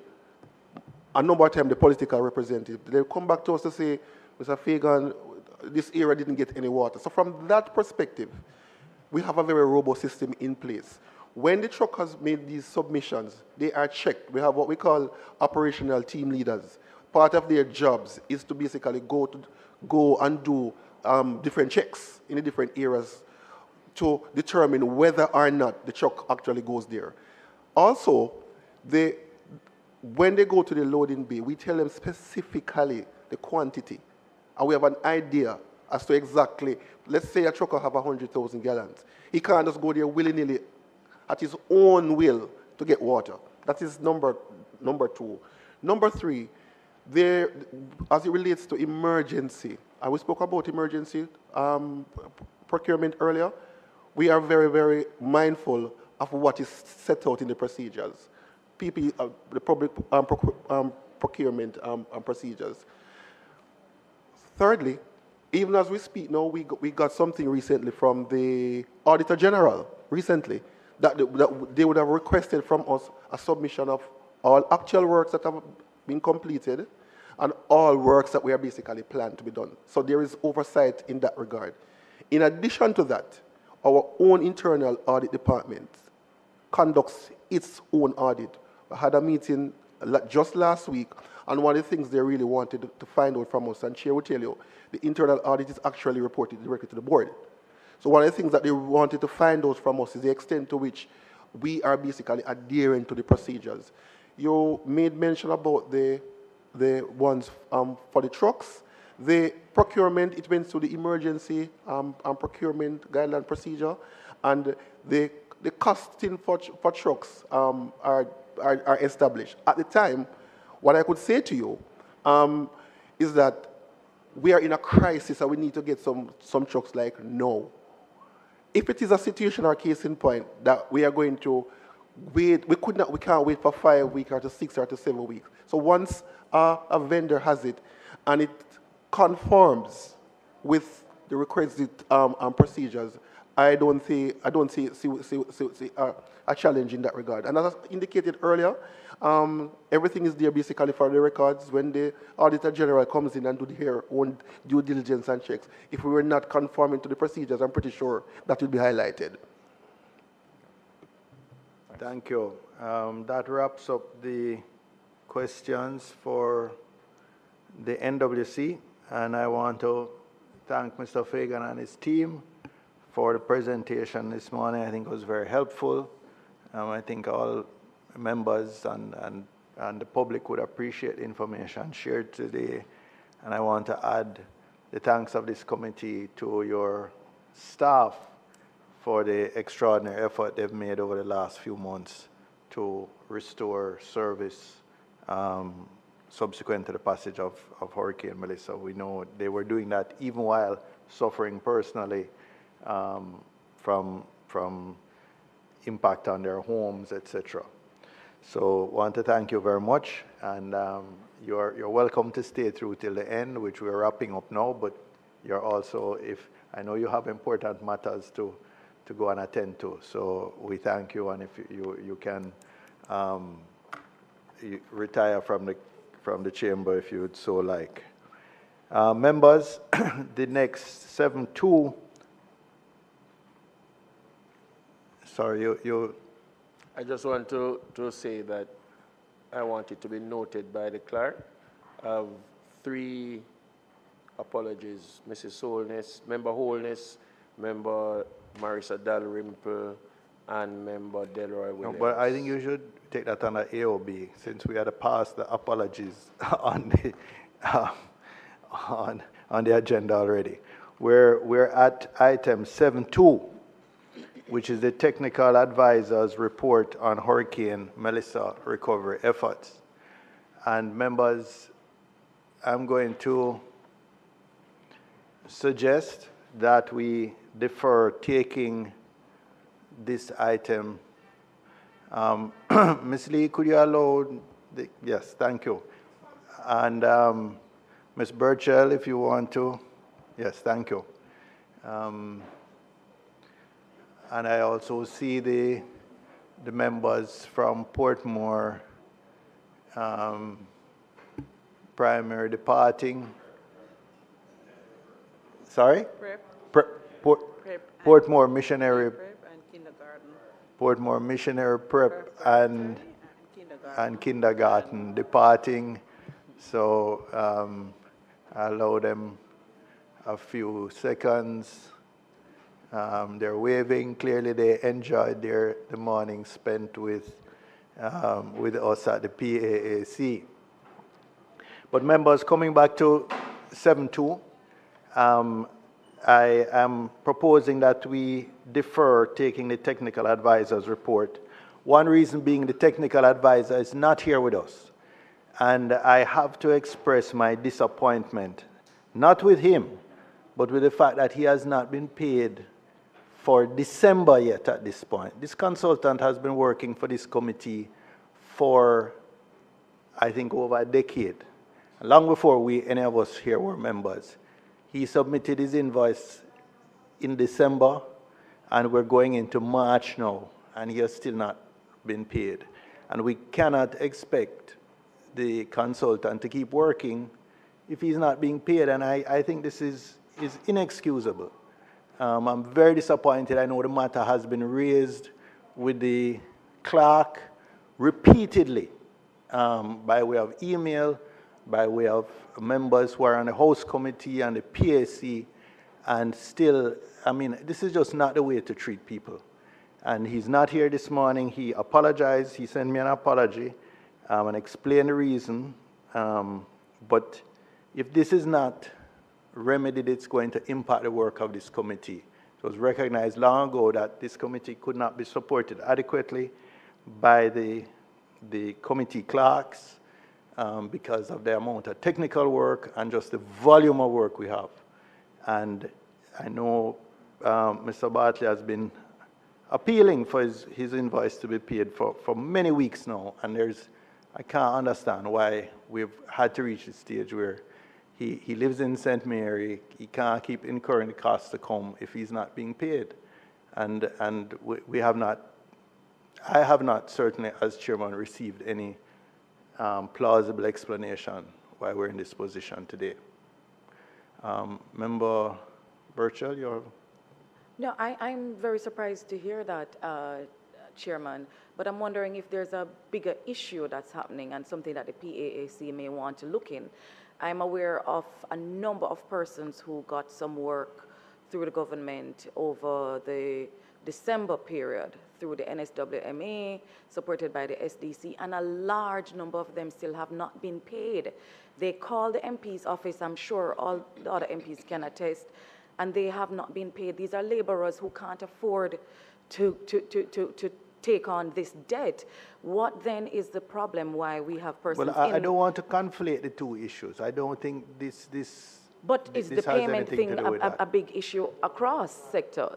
What is going on? Is something happening? No, and is it something that we need to bring to the PAAC? No, I don't want to conflate the two. I'm not saying that that may not be a concern, but I don't want to conflate. I'm talking about this issue that I'm raising now has to do with the administration of this committee and the effective running of this committee.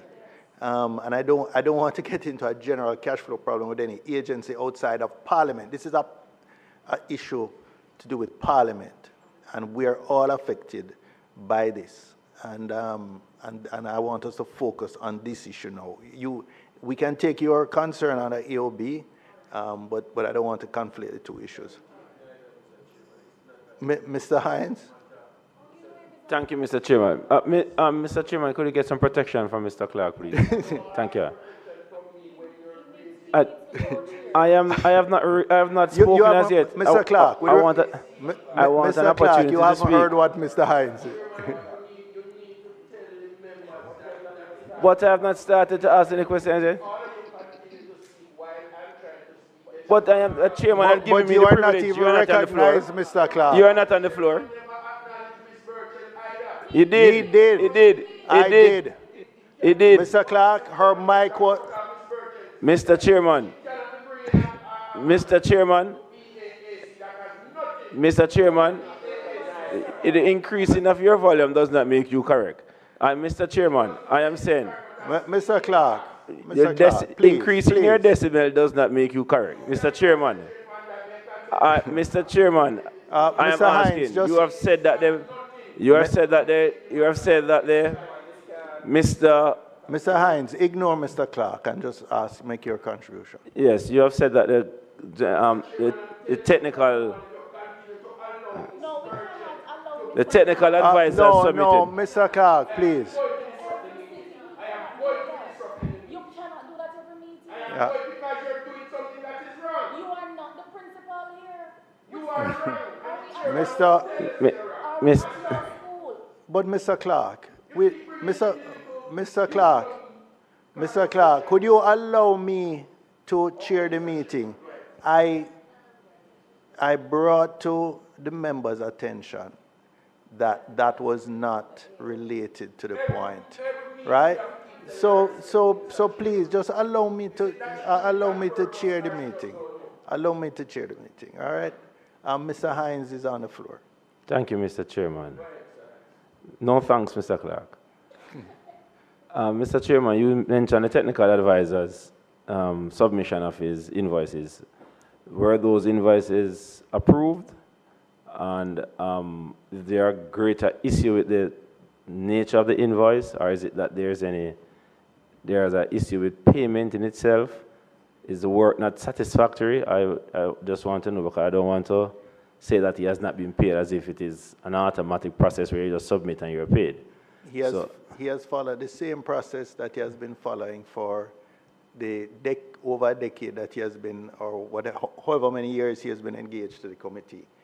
I have been copied on some of the correspondence in frustration. As I said, I have asked our representative on the House Committee and at the PAC. I didn't want to necessarily raise this publicly, but I have no choice now because it will affect the operation of this committee. Can we ask somebody here? I was just going to ask if the clerk of the House could be present to give us some more guidance. Well, I see somebody's light on here. Let me see if okay. One of the legal counsels. Pleasant afternoon, everyone. My name is Ms. Ashley Zemenes. I'm the Legislative Counsel here at the Houses of Parliament. On this matter, I'm sorry. You'll have to speak a little louder. The mask is muffling your Understood, voice. Mr. Chair. My name is Ms. Ashley Zemenes. I'm the Legislative Counsel here at the Houses of Parliament. On the matter raised by yourself, Mr. Chair, I can provide an update. That being that the House Leader is aware of the situation, and we have had consultation with Mr. Robinson, who is the chair of PAC. The update is further that there were 2 invoices in question, one in December and one in January. The invoice for December has been settled.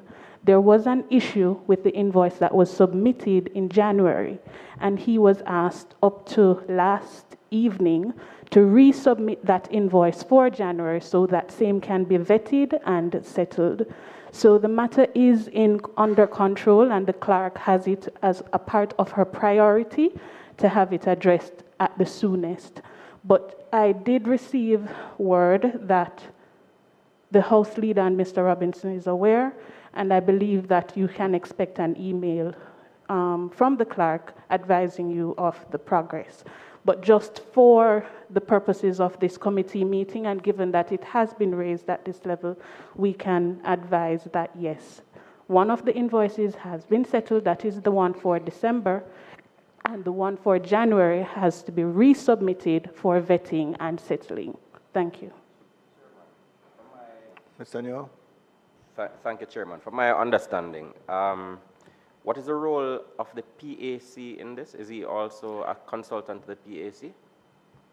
No, the PAC last week was hearing matters, it was last week, last meeting, was hearing matters related to a report from the Auditor General on a number of procurement issues, etc., related to the operation or the administration of Parliament.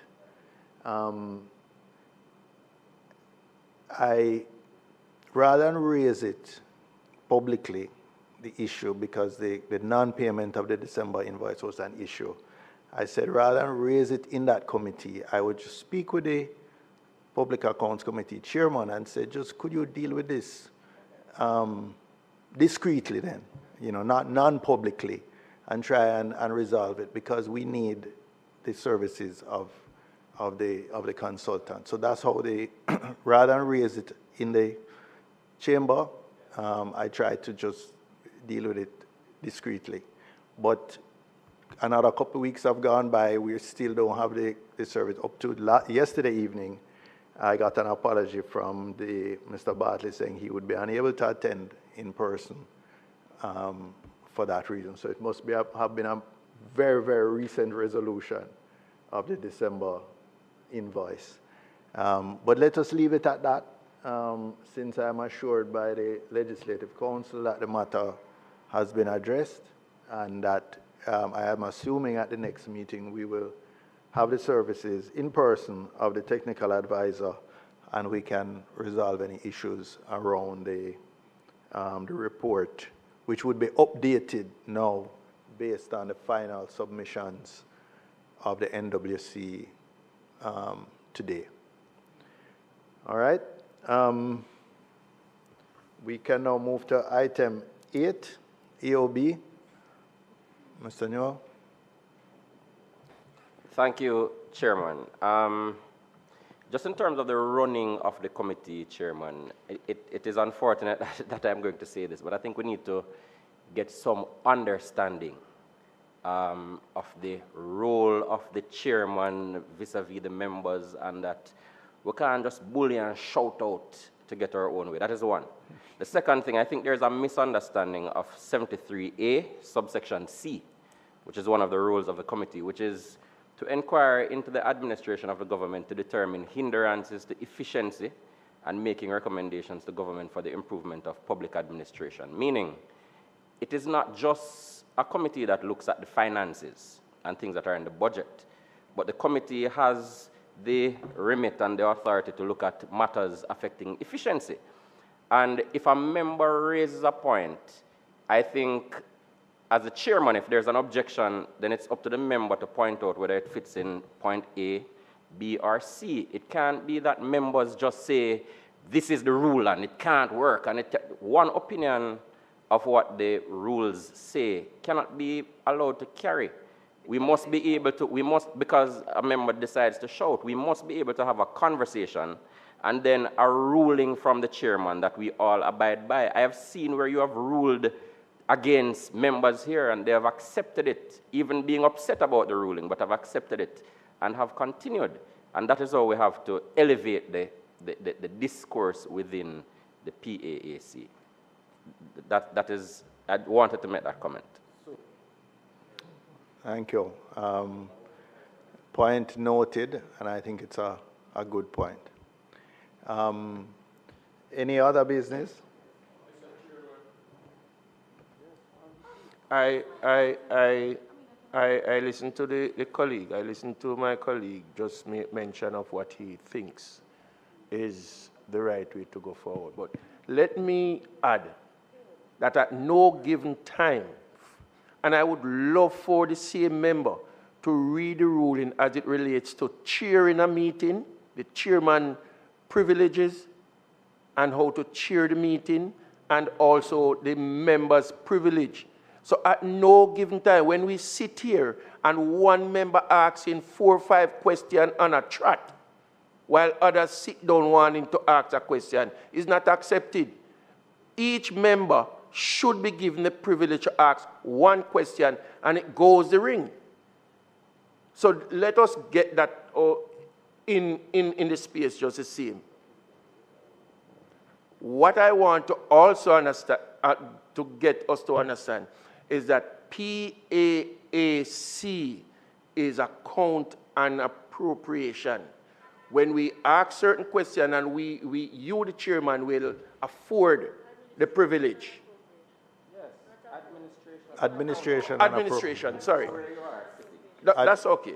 Administration and appropriation. Fine. So even when we start to ask certain questions where accounting is concerned, we must be mindful. Also, the infrastructural part of it that we get into, sometimes it is not here.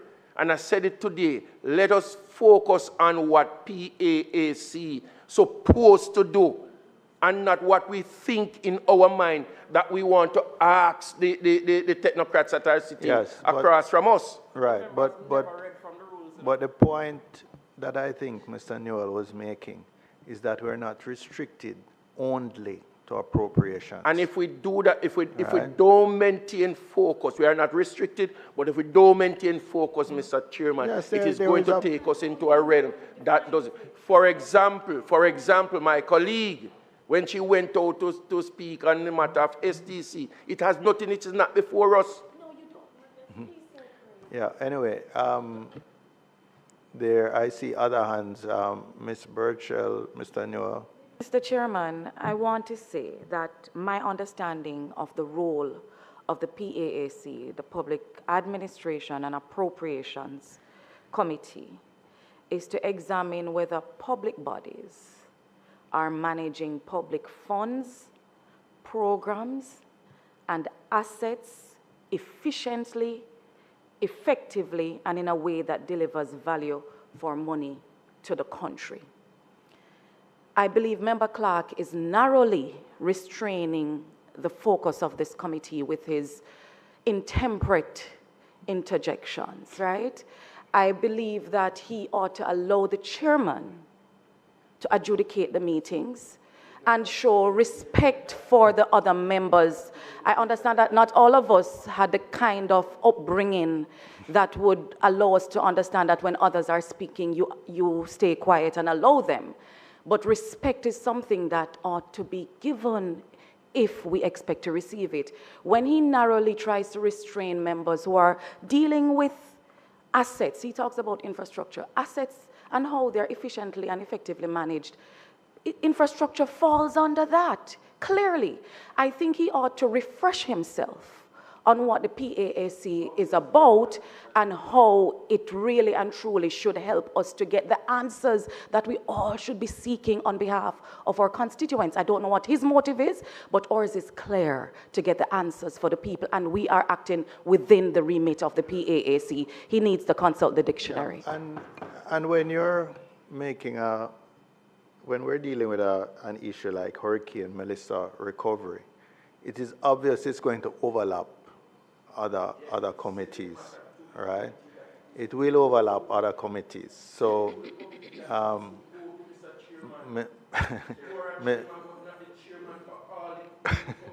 Mr. Newell? Rule, Chairman. Thank you, Chairman. I know that the member knows the appropriate name of the committee. I think it is also appropriate. I think it is also appropriate to just remind, and Member Birchall mentioned a refresher. So I just want, if I'm allowed, I would love to quickly read 73A, Chairman. Go ahead. And it says, the Public Administration and Appropriations Committee shall have the duty of A, examining budgetary expenditure of government agencies and other public bodies to ensure that expenditure is done in accordance with parliamentary approval. B, monitoring expenditure as it occurs and keeping the parliament informed of how the budget is being implemented. And C, inquiring into the administration of the government to determine hindrances to efficiency and making recommendations to the government for the improvement of public administration. Chairman, I think just out of respect, if a member is going to make a point that the rules are not being adhered to, the member owes the committee the respect of at least pointing out the rules and telling how it doesn't adhere, as opposed to continuing to perpetuate the view, Chairman, that the public has, that we're not serious about business in Parliament and we're just making noise and we're just a rude bunch and we're just reinforcing the idea that crassness and crudeness and rudeness is the way to have your way. It can't be like Mr. that, Chairman. Mr. Clark, when you are in the Speaker's chair, you do not appreciate members behaving how you are behaving today. So please, please, please, please, please.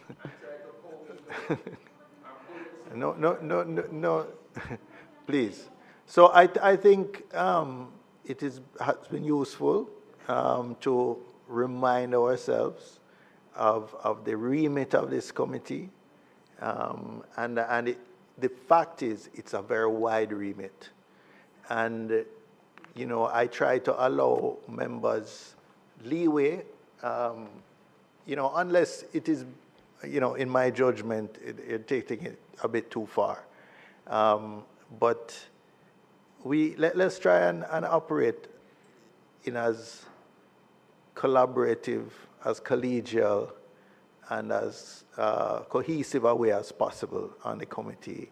We're all here with the same objective, which is to serve the interests of the people of Jamaica, regardless of which party banner we're on and which constituency we represent. When we're on this committee, we're not just representing our narrow constituency or parties and interests. We're representing the entire Parliament. And I remind persons that there are three branches of government. There's the executive, there's the legislative, and there is the judiciary. We are here representing the legislative. We're providing oversight of the executive branch. And when the ministries, departments, and agencies come here, we're primarily operating in our oversight role and as representatives of the legislature. So that is given to us by standing orders. That responsibility is given to us by the Constitution of Jamaica. So let's just carry that out diligently and as cordially and respectfully as we can. Date of next meeting is March the 11th, and as per what we had agreed earlier, the SPARK program and the relevant ministry and NWA will be invited, and on a smaller level, the Port Authority and the private port operator, we couldn't remember the exact name, but the committee clerk will investigate that and invite them. For March 25th, which is 2 weeks after that, we look at the rural school bus program. We'll invite the ministries, relevant ministries, which I think would be Education and MSET and the JUTC on that day, and also the Ministry of Culture, well, Independence Park, and any representative from the ministry that Independence falls under, to respond to the issue about the certification of the track, which I think is most important, as we have boys and girls camps coming up, and any records which might be run would not be recognized if the track isn't certified. So I think I appreciate it's an important and urgent thing. So date of next meeting, March 11th, and then the follow-on is March 25th. And I see, Mr. Clark, your hand is up. Thank you, Mr. Chairman. You had asked me to take the matter of the apologies on well, you are asking for a recommittal of item 3. Is that what you're asking for? No, Mr. Chairman, you were talking, so. No, under AOB, you're asking for a recommittal of item 3, which is apologies for absence. Yes. Those in favor? Okay, go ahead, Mr. The members Williams, Holness, and Filbert. An apology being given for them. You're offering apologies for them. That's in addition to the apologies we had earlier received. All right, we are moving now to item 10, closing remarks. Members, I hope we'll use the discussion for a reset and that we will continue to operate. We've got good reviews by the public and the media, generally speaking, of our work since Hurricane Melissa. Let us please continue to earn that as we go forward. Thank you very much. Could I have a motion for the adjournment or for the termination of the meeting, rather? Mr. Newell and Ms. Lee, all in favor? Meeting has ended.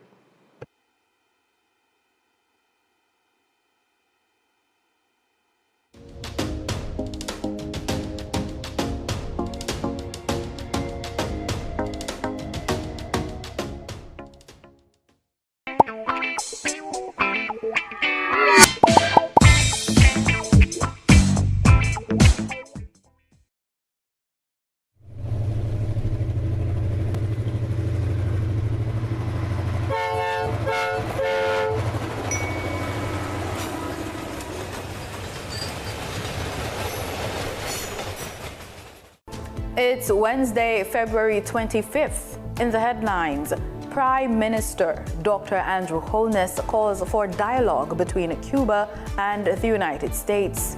In business news, Jamaica's debt rises to $2.2 trillion. Regionally, CARICOM chair urges regional support for Cuba amid crisis. And in sports, Montego Bay Sports Complex set for major upgrade. This is the news on PBC Jamaica. I'm Simone Absalom Gale.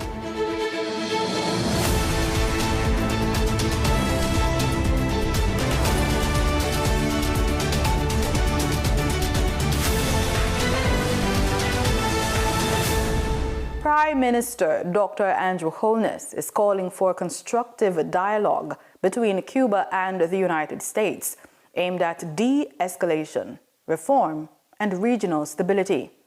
Speaking at the 50th regular meeting of a Conference of Heads of Government of CARICOM in St. Kitts and Nevis, Dr. Holness said Cuba, as a Caribbean neighbor, has contributed significantly to the region through medical and educational support, but is now facing severe economic hardship. We believe there is space, perhaps more space now than in years past, for pragmatic engagement that protects the Cuban people from any further deterioration in their circumstances and instead promotes national and regional prosperity. He said there should be no doubt that Jamaica stands firmly for democracy, human rights, political accountability, and open market-based economies. He cautions, though, that if left unchecked, the crisis will affect other territories. Its doctors and teachers have served across our region. Its people are part of our shared history. But today, the Cuban people face severe economic hardship, energy shortages, and growing humanitarian strain. The developments come amid increased U.S. pressure on Caribbean nations to reconsider its ties with Cuba and China, as regional leaders continue to advocate for maintaining the Caribbean zone as a zone of peace. On January 29, 2026, U.S. President Donald Trump signed an executive order in which he authorized the imposition of new tariffs on imports from countries that directly or indirectly supply oil to the government of Cuba. The executive order is accompanied by a White House fact sheet outlining the administration's national security and foreign policy rationale. It will affect migration, security, and economic stability across the Caribbean basin. It is therefore important that we carefully consider this matter and take collective action. Prime Minister Dr. Andrew Holness has made it clear that CARICOM is not and has never claimed to be a political union. Addressing the ceremonial opening of the 50th Ordinary Meeting of Heads of Government in St. Kitts and Nevis, Dr. Holness said the regional bloc is an association of sovereign states, not a supranational authority with a single foreign policy. CARICOM is not and has never claimed to be a political union. Our treaty does not mandate a singular foreign policy or a supranational authority. And because we are sovereign states, each accountable to our own electorates, we will at times assess risks differently, sequence priorities differently, or interpret geopolitical opportunities differently. That is not evidence of the weakness of our association. This is the natural expression of sovereign democracies navigating an increasingly turbulent global environment. Dr. Holness argued that differences among member states should not be seen as factors, but as strengths. Variations in national perspectives is not a liability to be feared. It is a resource to be harnessed. The measure of our integration should therefore not be uniformity of position, but effectiveness of cooperation. Indeed, our diversity of economies, political traditions, development strategies, and governance approaches is one of CARICOM's most underappreciated strengths. The Prime Minister further urged CARICOM nations to adapt to shifting global power dynamics, embrace digital transformation, and strengthen the Caribbean single market and economy to boost resilience and competitiveness. A new survey by Jamaicans for Justice and the Michael University College reveals strong awareness of rights among residents in 10 marginalized Kingston communities, but troubling misconceptions and low trust in state institutions. The 2025 findings show some believe economic statutes determines access to rights, while confidence in government and police remains low, compared to higher trust in churches and civil society groups. The details in this report from Danita Rodney. According to the survey, 61.3% of participants showed high awareness, 31.5% moderate awareness, and just over 7% low awareness. However, the research conducted by Michael's Institute of Technological and Educational Research found widespread misconceptions about who is entitled to rights.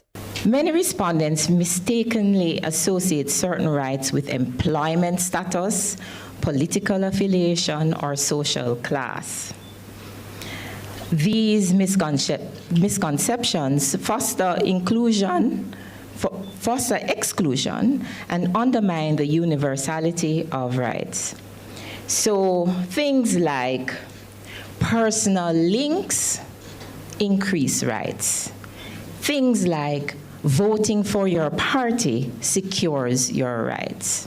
Project lead Sandra Gray Alvaranga explained that several misconceptions surfaced, including the belief that police can arbitrarily detain idle youth. Another one is that police can arbitrarily round up idle youth. And one of the things that came out of the focus group that stood out, which I've highlighted here, is that a gentleman said, right is a paper thing. It look good on the document, but it's not real. Reported for the news on PBCJ, I am Danita Rodney. The Ministry of Culture has announced the list of 2026 Reggae Gold Awards and Hall of Fame inductee, a tribute to the island's iconic music legacy.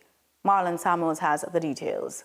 15 reggae icons, including Pete Ashbourne, broadcast journalist Elaine Wint, and songwriter-producer Mikey Bennett will be honored at the awards ceremony on February 27th at the National Arena. Reggae legend Ken Booth will be inducted into the Jamaica Music Museum Hall of Fame.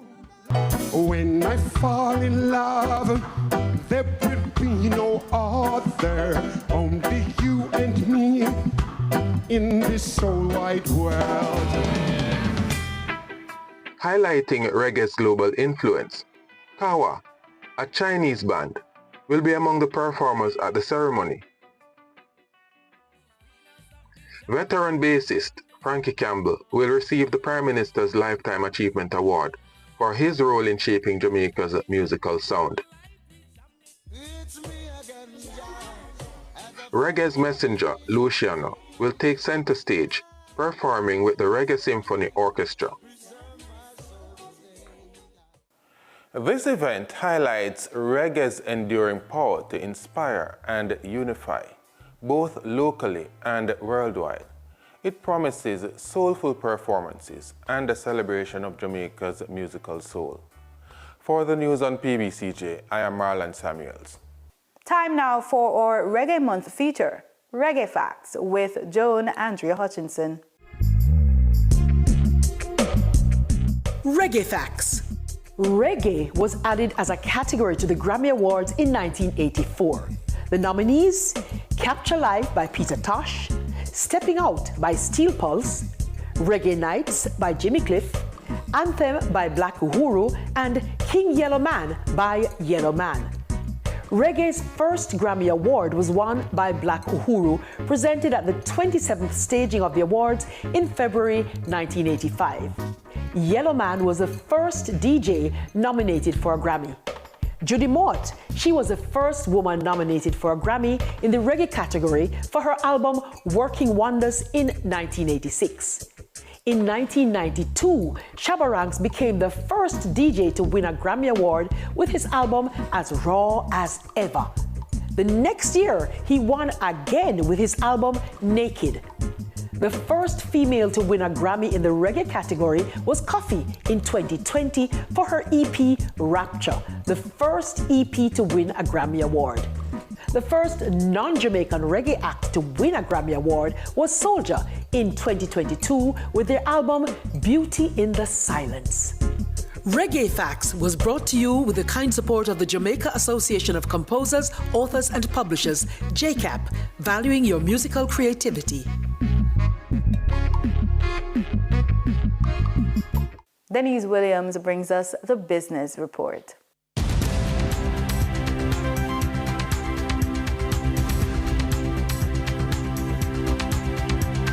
Welcome to today's business report. I'm Denise Williams, bringing you the developments shaping markets, capital access, and business decision-making across Jamaica and the region. Let's get into the stories that matter. The Ministry of Finance and the Public Service reports that the national debt rose by 14 billion Jamaican dollars to 2.2 trillion Jamaican dollars in December last year compared with March. It says the debt is expected to increase further to about 2.4 trillion, or roughly 69% of gross domestic product by March this year. That rise is being attributed to the need to borrow more than the originally budgeted 158.4 billion Jamaican dollars, largely due to the economic and infrastructure impact of Hurricane Melissa. The debt is now projected to stand at $2.4 trillion, or 68.9% of GDP by the end of the current fiscal year. Meanwhile, the ministry says 1% depreciation of the Jamaican dollar against the US dollar would add about 13 billion to the country's debt stock. The ministry explains that this is because just over 60% of Jamaica's total debt is denominated in US dollars. Central Bank Governor Richard Biles says the Bank of Jamaica sold U.S. $365 million into the foreign exchange market between November 1 and January 31, 2026. He says U.S. $87 million of that amount was sold to Petrojam, bringing total sales during the period to U.S. $452 million. Speaking at the bank's quarterly media briefing on Tuesday, Mr. Biles noted that despite these sales, the bank actually brought more foreign currency than it sold. He said the BOJ purchased U.S. $152 million more than it sold during the review period. The governor also disclosed that between January 2025 and January 2026, the bank sold U.S. $1.1 billion to the market. However, Mr. Biles stressed that during the 12 months ending January 2026, the bank purchased U.S. $991 million more than it sold, reflecting the country's strong foreign currency reserves. He says the bank's ability to sell U.S. $1.1 billion over the last year was supported by those strong reserve levels. For the trading period of February 24, 2026, the most actively traded securities were Trans-Jamaica Highway Limited with 4,351,699 units, representing 23.49% of market sales activities. Lasco Manufacturing Limited Jamaican dollar shares with 3,199,308 units, representing 17.27% of market sales activities. Sagicor Select Funds Limited financial shares with 1,152,584 units, representing 6.22% of market sales activities. Investor activity remained concentrated in transportation, financial, and distribution plays, signaling continued interest in dividend-producing and strategic assets. Turning to the foreign exchange market based on Bank of Jamaica data for February 24, 2026, foreign exchange traders recorded significant activity with strong demand across major currencies. For the US dollar, trading margins reflected steady liquidity, with the US selling at $156.93 and buying at $154.93. For the Canadian dollar, moderate gains supported by $1.35 transaction spreads. The Canadian dollar sold for $115.03 and was bought for $113.68. For the British pound, continued volatility offered short-term trading opportunities of $1.10 in profits for the banks. The British pound sold for $211.12 and was bought for $210.02. These movements underscore the importance of cash flow timing and currency awareness for businesses managing import costs, debt servicing, or overseas exposure. For the credit report tip of the day, when preparing to finance a fleet of vehicles, your credit report can play a practical role inside your business plan. Start by pulling your credit report and reviewing it the same way a lender would. In your plan, include a short section that summarizes key indicators from your report, whether this is your on-time payment history, how well you manage existing loan balances, and the length of your credit relationships. This helps demonstrate reliability and financial discipline. Then connect that information directly to the fleet strategy. For example, if your report shows strong installment loan performance, explain how that supports your ability to manage multiple vehicle payments. If your credit utilization is stable, highlight that it shows room to responsibly add financing. When approaching lenders, banks are essentially asking, does this borrower have a history that matches the scale of this opportunity? By positioning your credit report as evidence of financial management, alongside projected revenue from the vehicles, you help lenders clearly see that the fleet is a structured business move, not just a dream. And that's today's business report. I'm Denise Williams, bringing clarity to capital, markets, and strategy. Until next time, stay informed, stay intentional, and keep building forward. See you soon.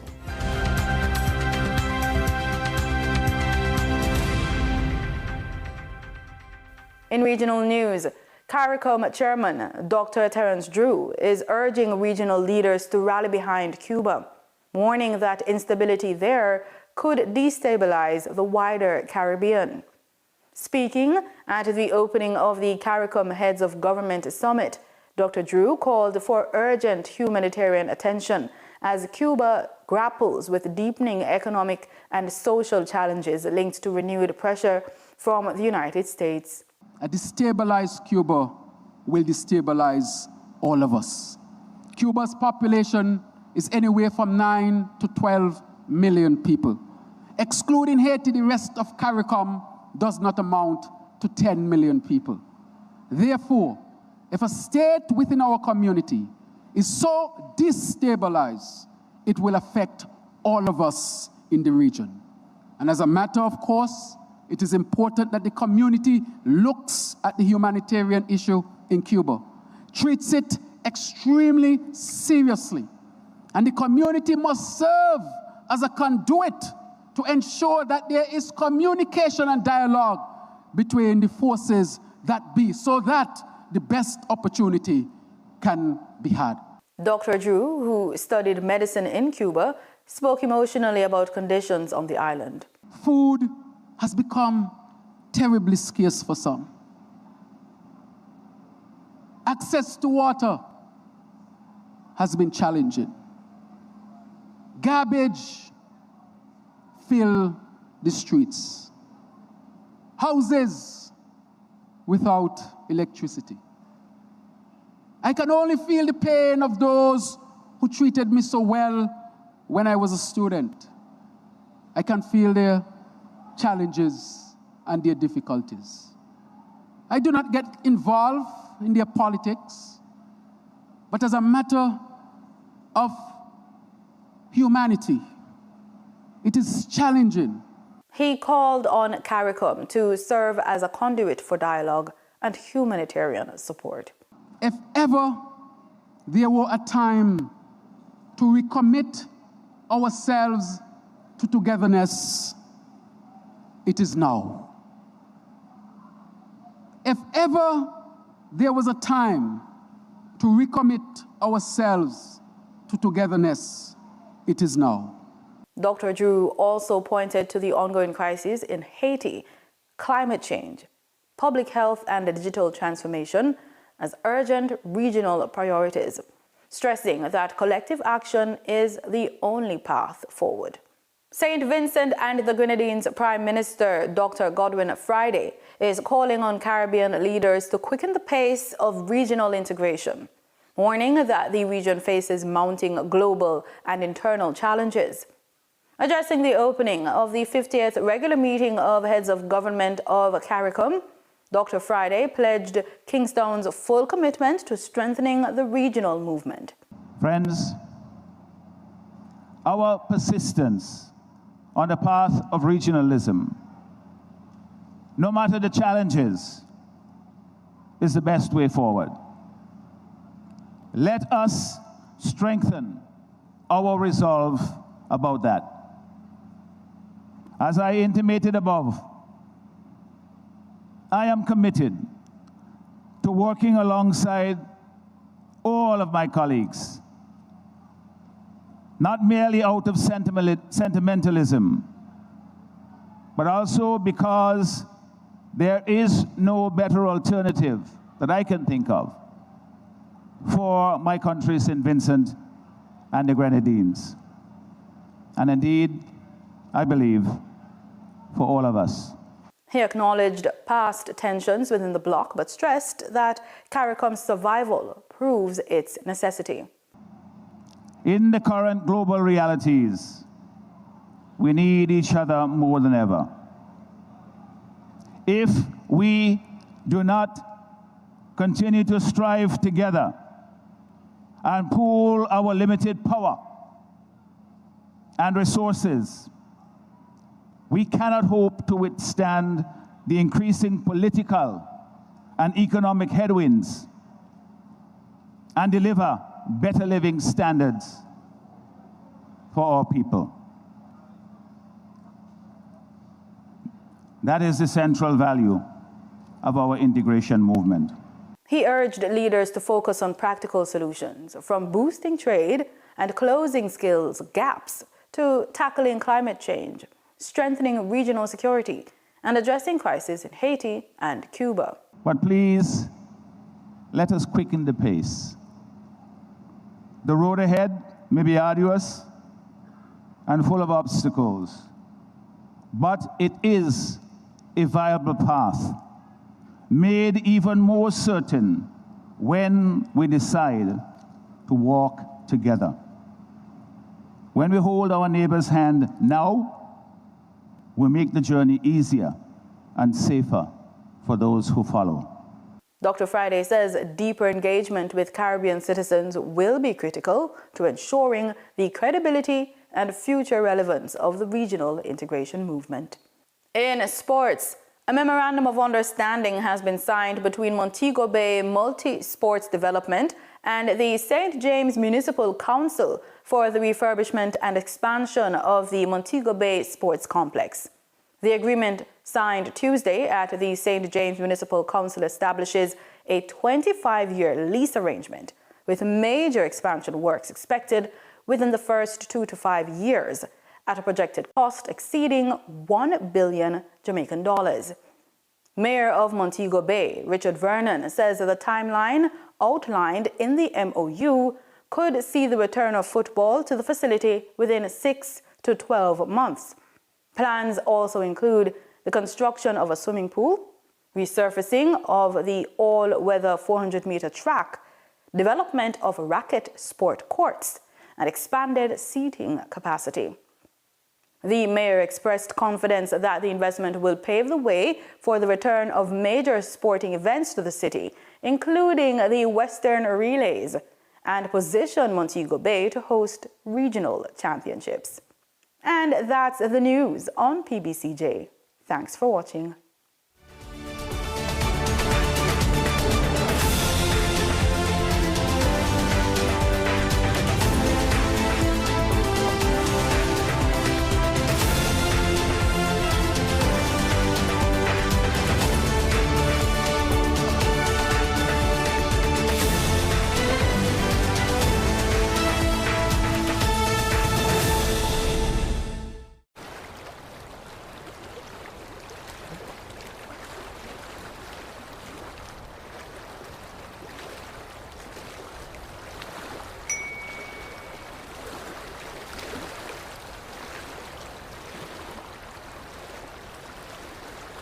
Thank you for stopping by and diving into Jamaica's incredible military history.